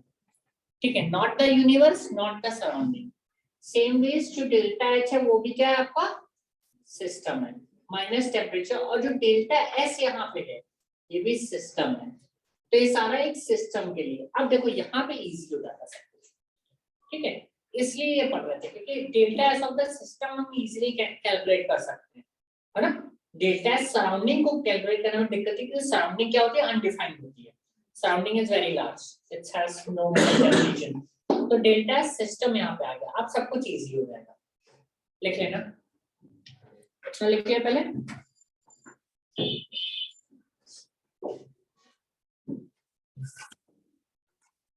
इधर वाला मिटा दो लेफ्ट वाला, अब देखो बहुत सिंपल है। ठीक है, लिखो for a reaction to be feasible, for a reaction to be feasible, for a reaction to be feasible, points करके लिख रहे हैं, और spontaneous, और spontaneous, not necessarily reaction process पे लिख सकते हो। ठीक है, क्योंकि हम केमिस्ट्री पढ़ रहे हैं तो मैंने रिएक्शन बोल दिया, for a process और reaction to be feasible जो भी है। ठीक है, to be feasible आपका जो डेल्टा जी सिस्टम होना चाहिए वो हमेशा लेस देन 0 होना चाहिए। ठीक है, अगर आपको feasible या spontaneous करना है किसी रिएक्शन को तो वहां पे जो डेल्टा जी होना चाहिए वो क्या होना चाहिए आपका लेस देन। और दूसरे केस में क्या होगा डेल्टा जी सिस्टम क्या होगा,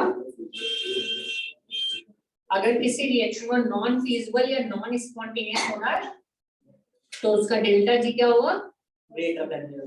फीजिबल का मतलब कि हो सकती है अपने आप या नहीं हो सकती, नॉन फीजिबल का मतलब क्या है कि जो अपने आप नहीं हो सकती, which requires a little bit of push. Okay, so these are the two conditions. अगर डेल्टा जी आपका सिस्टम का लेस देन 0, अब यहाँ पे क्या आ गया सिस्टम आ गया, तो कैलकुलेशन क्या होगा रिलेटिवली इजियर हो गया, क्योंकि आप किसी भी रिएक्शन के लिए डेल्टा एच सिस्टम निकाल सकते हैं, किसी भी रिएक्शन के लिए डेल्टा एच सिस्टम निकाल सकते हैं, तो उससे डेल्टा जी सिस्टम आपका आ जाएगा। तो हमने सिस्टम के बेसिस पे डिफाइन कर दिया which is easy to calculate, and that is why we can actually figure out कि कोई एक रिएक्शन अपने आप होगी या उसको पुश की जरूरत है, कोई एक प्रोसेस अपने आप होगा या उसको एक पुश की जरूरत है। Is that clear? ठीक है, अब लिखो case number cases, some cases.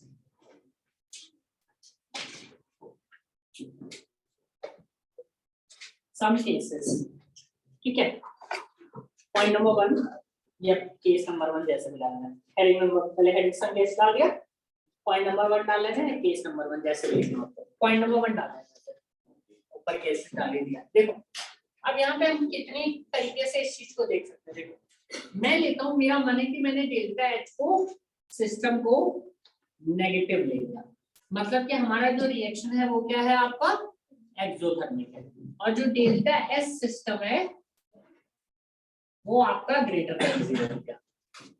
ठीक है, देख रहे हैं डेल्टा एच सिस्टम आपका नेगेटिव हो गया और ये क्या है ग्रेटर देन 0 हो गया, लेस देन ऐसे लिखते हैं। ठीक है, तो डेल्टा जी सिस्टम क्या होगा, देखो अगर ये नेगेटिव है और वो पॉजिटिव है तो डेल्टा जी सिस्टम क्या होगा हमेशा ही क्या होगा नेगेटिव। तो ऐसी रिएक्शन या ऐसे प्रोसेस हमेशा क्या होंगे स्पॉन्टेनियस होंगे। ठीक है, क्या आप देख सकते हैं, तो ऐसी एक्सोथर्मिक रिएक्शन जिसमें एंट्रोपी आपकी बढ़ रही हो वो रिएक्शन हमेशा क्या होंगी spontaneous. Can you see that?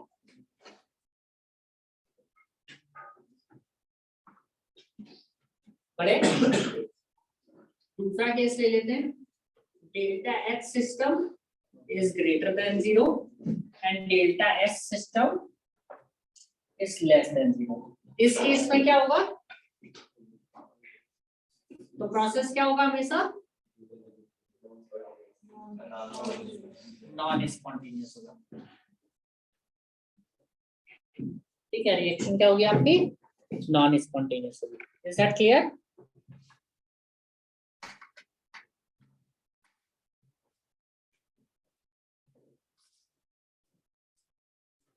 तीसरे केस पे आते हैं, तीसरा और चौथा एक साथ लेते हैं। ठीक है, डेल्टा एच सिस्टम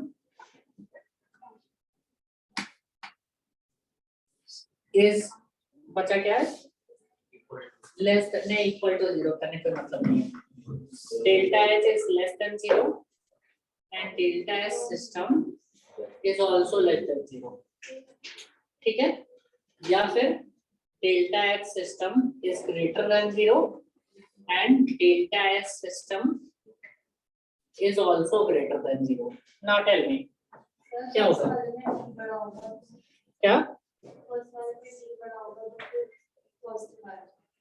Okay. तो डेल्टा G बराबर क्या होता है, पढ़ा है आपने पहले? Nice. Okay. तो delta G is equal to delta H minus T delta S। अब देखो, अगर ये नेगेटिव हुआ, मतलब कि ये चीज नेगेटिव है और डेल्टा एस सिस्टम भी आपका क्या है, नेगेटिव है, तो ये वाला हिस्सा क्या होगा आपका, पॉजिटिव होगा, और ये हिस्सा क्या है, नेगेटिव। तो कौन बड़ा होगा, ये किस पे डिपेंड करेगा, टेम्परेचर पे डिपेंड करेगा। अगर टेम्परेचर आपका कम हुआ तो ये चीज क्या हो जाएगी, ये हिस्सा कम हो जाएगा, तो ओवरऑल चीज क्या हो जाएगी आपकी, नेगेटिव। ये हिस्सा क्या है आपका, क्योंकि ये लेस देन 0 है तो ये हिस्सा पॉजिटिव है और ये हिस्सा आपका क्या है, नेगेटिव है। पहले के लिए समझा रहा हूं मैं, ठीक है। तो अगर टेम्परेचर आपका छोटा हुआ तो ये हिस्सा छोटा हो जाएगा एंड एज ए रिजल्ट ये क्या हो जाएगा, overall negative, and vice versa.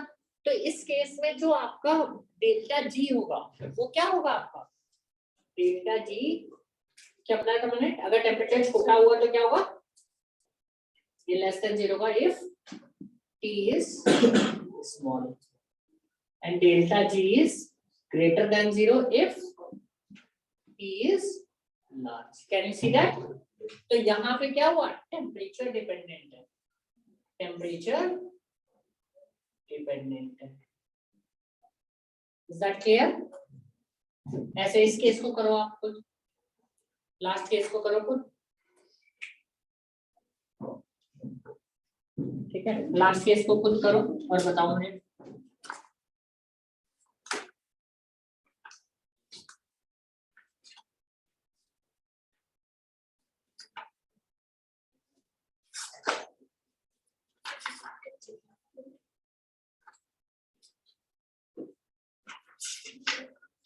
बस खत्म, क्या बात करेगा, बस बस बेटा, तो इतना कल का नहीं होना, मतलब ये तो समझ में आता है, बट इतनी बातें मत करो।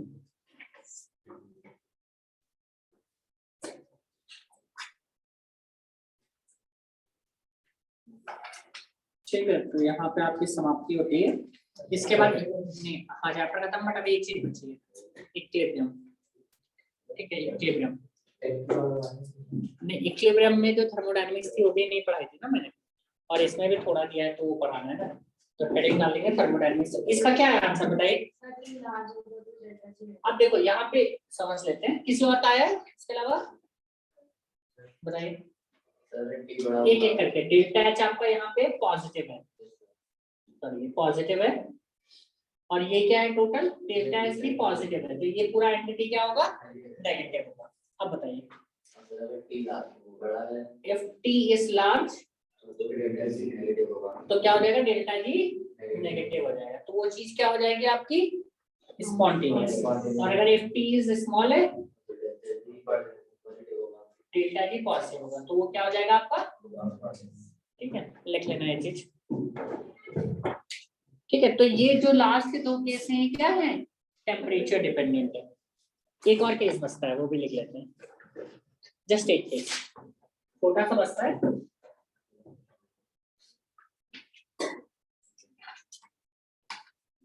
ठीक है, तो हमने क्या पढ़ लिया, कब रिएक्शन फॉरवर्ड जाएगी, सॉरी कब रिएक्शन स्पॉन्टेनियस होगी, स्पॉन्टेनियस का मतलब होता है फॉरवर्ड जाना, ठीक है, या जिस भी डायरेक्शन में वो स्पॉन्टेनियस है उस डायरेक्शन में वो क्या होगी, फॉरवर्ड होगी। समझ में आ रहा है पॉइंट मैं क्या कर रहा हूँ, समझे एक बार, कि अगर मान लो एक रिएक्शन है A to B, ये स्पॉन्टेनियस है, तो इसका मतलब क्या है, A to B है अपने आप जाएगी। अगर ये B to A स्पॉन्टेनियस है तो ये क्या होगी, B to A अपने आप जाएगी। तो जिस रिएक्शन में इसका डेल्टा G लेस देन 0 है उस डायरेक्शन में ये क्या होगी, स्पॉन्टेनियस होगी। Is that clear? ठीक है, मतलब समझ में आ रहा है, जिस डायरेक्शन में ये इसका डेल्टा G लेस देन 0 होगा उस डायरेक्शन में ये क्या होगी, स्पॉन्टेनियस होगी। Is that clear? ठीक है, अब देखो, अगर हमने क्या पढ़ा था, delta G is equal to क्या था, delta H minus T delta S। अगर हम यहाँ पे डेल्टा H बराबर T डेल्टा S कर देते हैं तो डेल्टा G आ जाता है 0 and this is the condition of equilibrium.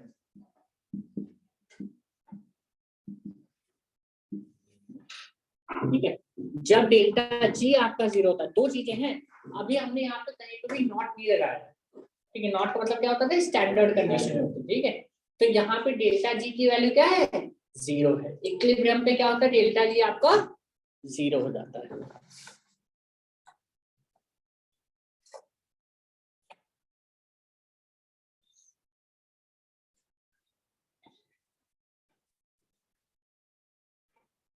ठीक है, आगे हेडिंग डालना, थर्मोडायनेमिक्स ऑफ इक्विलिब्रियम।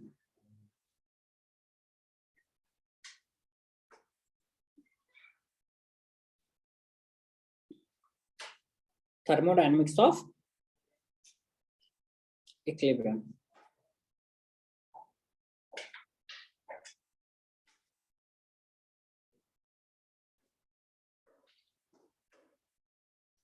ठीक है, देखो बहुत ही सिंपल सा है, आपके इसमें ज्यादा कोडिंग वोडिंग है नहीं, तो हमें बहुत ज्यादा मेहनत करने की जरूरत नहीं है।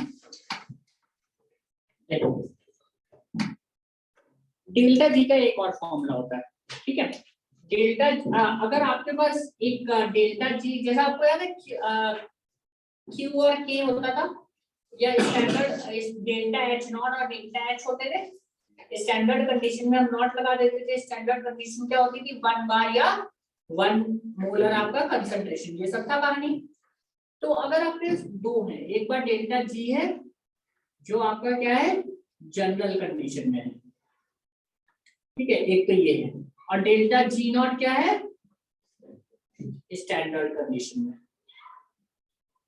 आपको गिवन है, ये सब लिखते जाओ साथ में, ठीक है, और एक कोई रिएक्शन है, सपोज कर लेते हैं AA plus BB giving you CC plus DB, कुछ भी हो सकती है, नॉट नेसेसरली कि आपके मर्जी हो, आप गिविंग यू P लिख सकते हो, आपके ऊपर डिपेंड करता है, ठीक है, I am not forcing you to write this, you can write anything, R given to P, clear है? तो ये आपको गिवन है, और जो ये रिएक्शन है इसका इक्विलिब्रियम कांस्टेंट है K, ठीक है, इसका जो इक्विलिब्रियम कांस्टेंट है वो क्या है, K।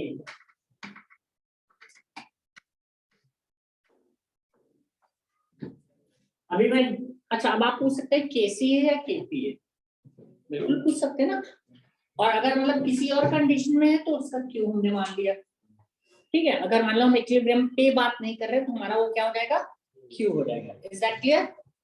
अब हम आते हैं, तो हमारा जो इक्वेशन होता है वो delta G is equal to delta G nought plus RT ln Q होता है, ठीक है, ये हमारा जनरल इक्वेशन होता है किसी भी कंडीशन में। अगर इक्विलिब्रियम है, इफ इक्विलिब्रियम, अगर इक्विलिब्रियम है तो डेल्टा G क्या हो जाएगा, अभी थोड़ी देर पहले हमने पढ़ा है, लेकिन डेल्टा G नॉट 0 नहीं होगा, इतना ध्यान रखना, ठीक है, डेल्टा G नॉट क्या होता है, एक पर्टिकुलर कंडीशन पे डिफाइन होता है, तो डेल्टा G 0 हो गया, और Q बराबर क्या हो जाता है, पढ़ा था ना, Q बराबर क्या हो जाता है, ठीक है, तो यहाँ पे जो डेल्टा G नॉट आ जाएगा वो क्या आ जाएगा, माइनस RT ln। अच्छा अब देखो K यहाँ पे कौन सा K होता है, वो KP होता है या KC होता है, ये एक प्रॉब्लम है, ठीक है, तो जनरली जो K होता है वो केपी होता है जो करेक्ट है। बट आपके सिलेबस में अगर कहीं केसी दिया हो तो वो मान के कर लोगे, आई डोंट थिंक गलत करेंगे। ठीक है, जनरली के क्या होता है आपका केपी होता है। तो अगर आपको गिवन चॉइस दिया जाए केपी और केसी, या आपको केसी दिया हो और कहा जाए निकालने के लिए, तो आपका केपी कर लेना, मतलब बाकी। ठीक है, तो इस तरीके से आपका ये फॉर्मूला हो जाता है। ओके, और तो कुछ दिया नहीं है इसमें।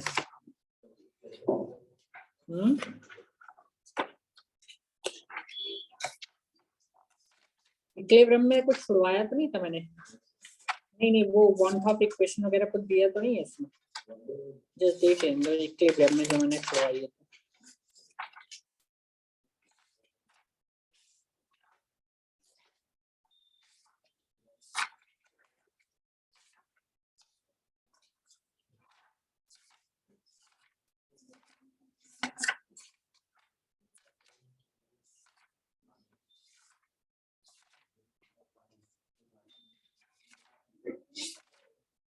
तो यहाँ पे हमारी क्या होती है, समाप्ति होती है। ठीक है, और आपको इस पूरे चैप्टर के न्यूमेरिकल करके आना है नेक्स्ट क्लास में। ठीक है, इसमें है ही देखते हैं। ठीक है, और इसके बाद हम नया चैप्टर शुरू करेंगे नेक्स्ट क्लास में। सारे चैप्टर करके आना, मतलब जितना भी है इसके थर्मोडायनामिक्स जितने भी करके लाना ना, क्लास से बाहर कर देंगे। ठीक है, और 2 घंटे यहाँ पे रुका के करेंगे। ठीक है, फिर नेक्स्ट क्लास में हम स्टार्ट। बैठ दो अभी, 1 मिनट है, बाद में जाना 2 मिनट को पहले। ठीक है, इसके बाद नेक्स्ट क्लास हम शुरू करेंगे थर्मो, क्या बोलते हैं, ऑर्गेनिक। और ऑर्गेनिक पे सबसे पहले हम स्टार्ट करेंगे आईयूपीएसी सारा सा चैप्टर है, और उसके बाद फिर एक आइसोमेरिज्म होगा। उसके बाद होगा आपका एग्जाम का कब होता है फाइनल, बताओ, मैं उस हिसाब से करता हूँ। अच्छा, तो we have more than sufficient time, क्योंकि देखो जो आपकी बुक दिया गया है अगर आप उसे ढंग से पढ़ेंगे तो वो अटरली यूजलेस है।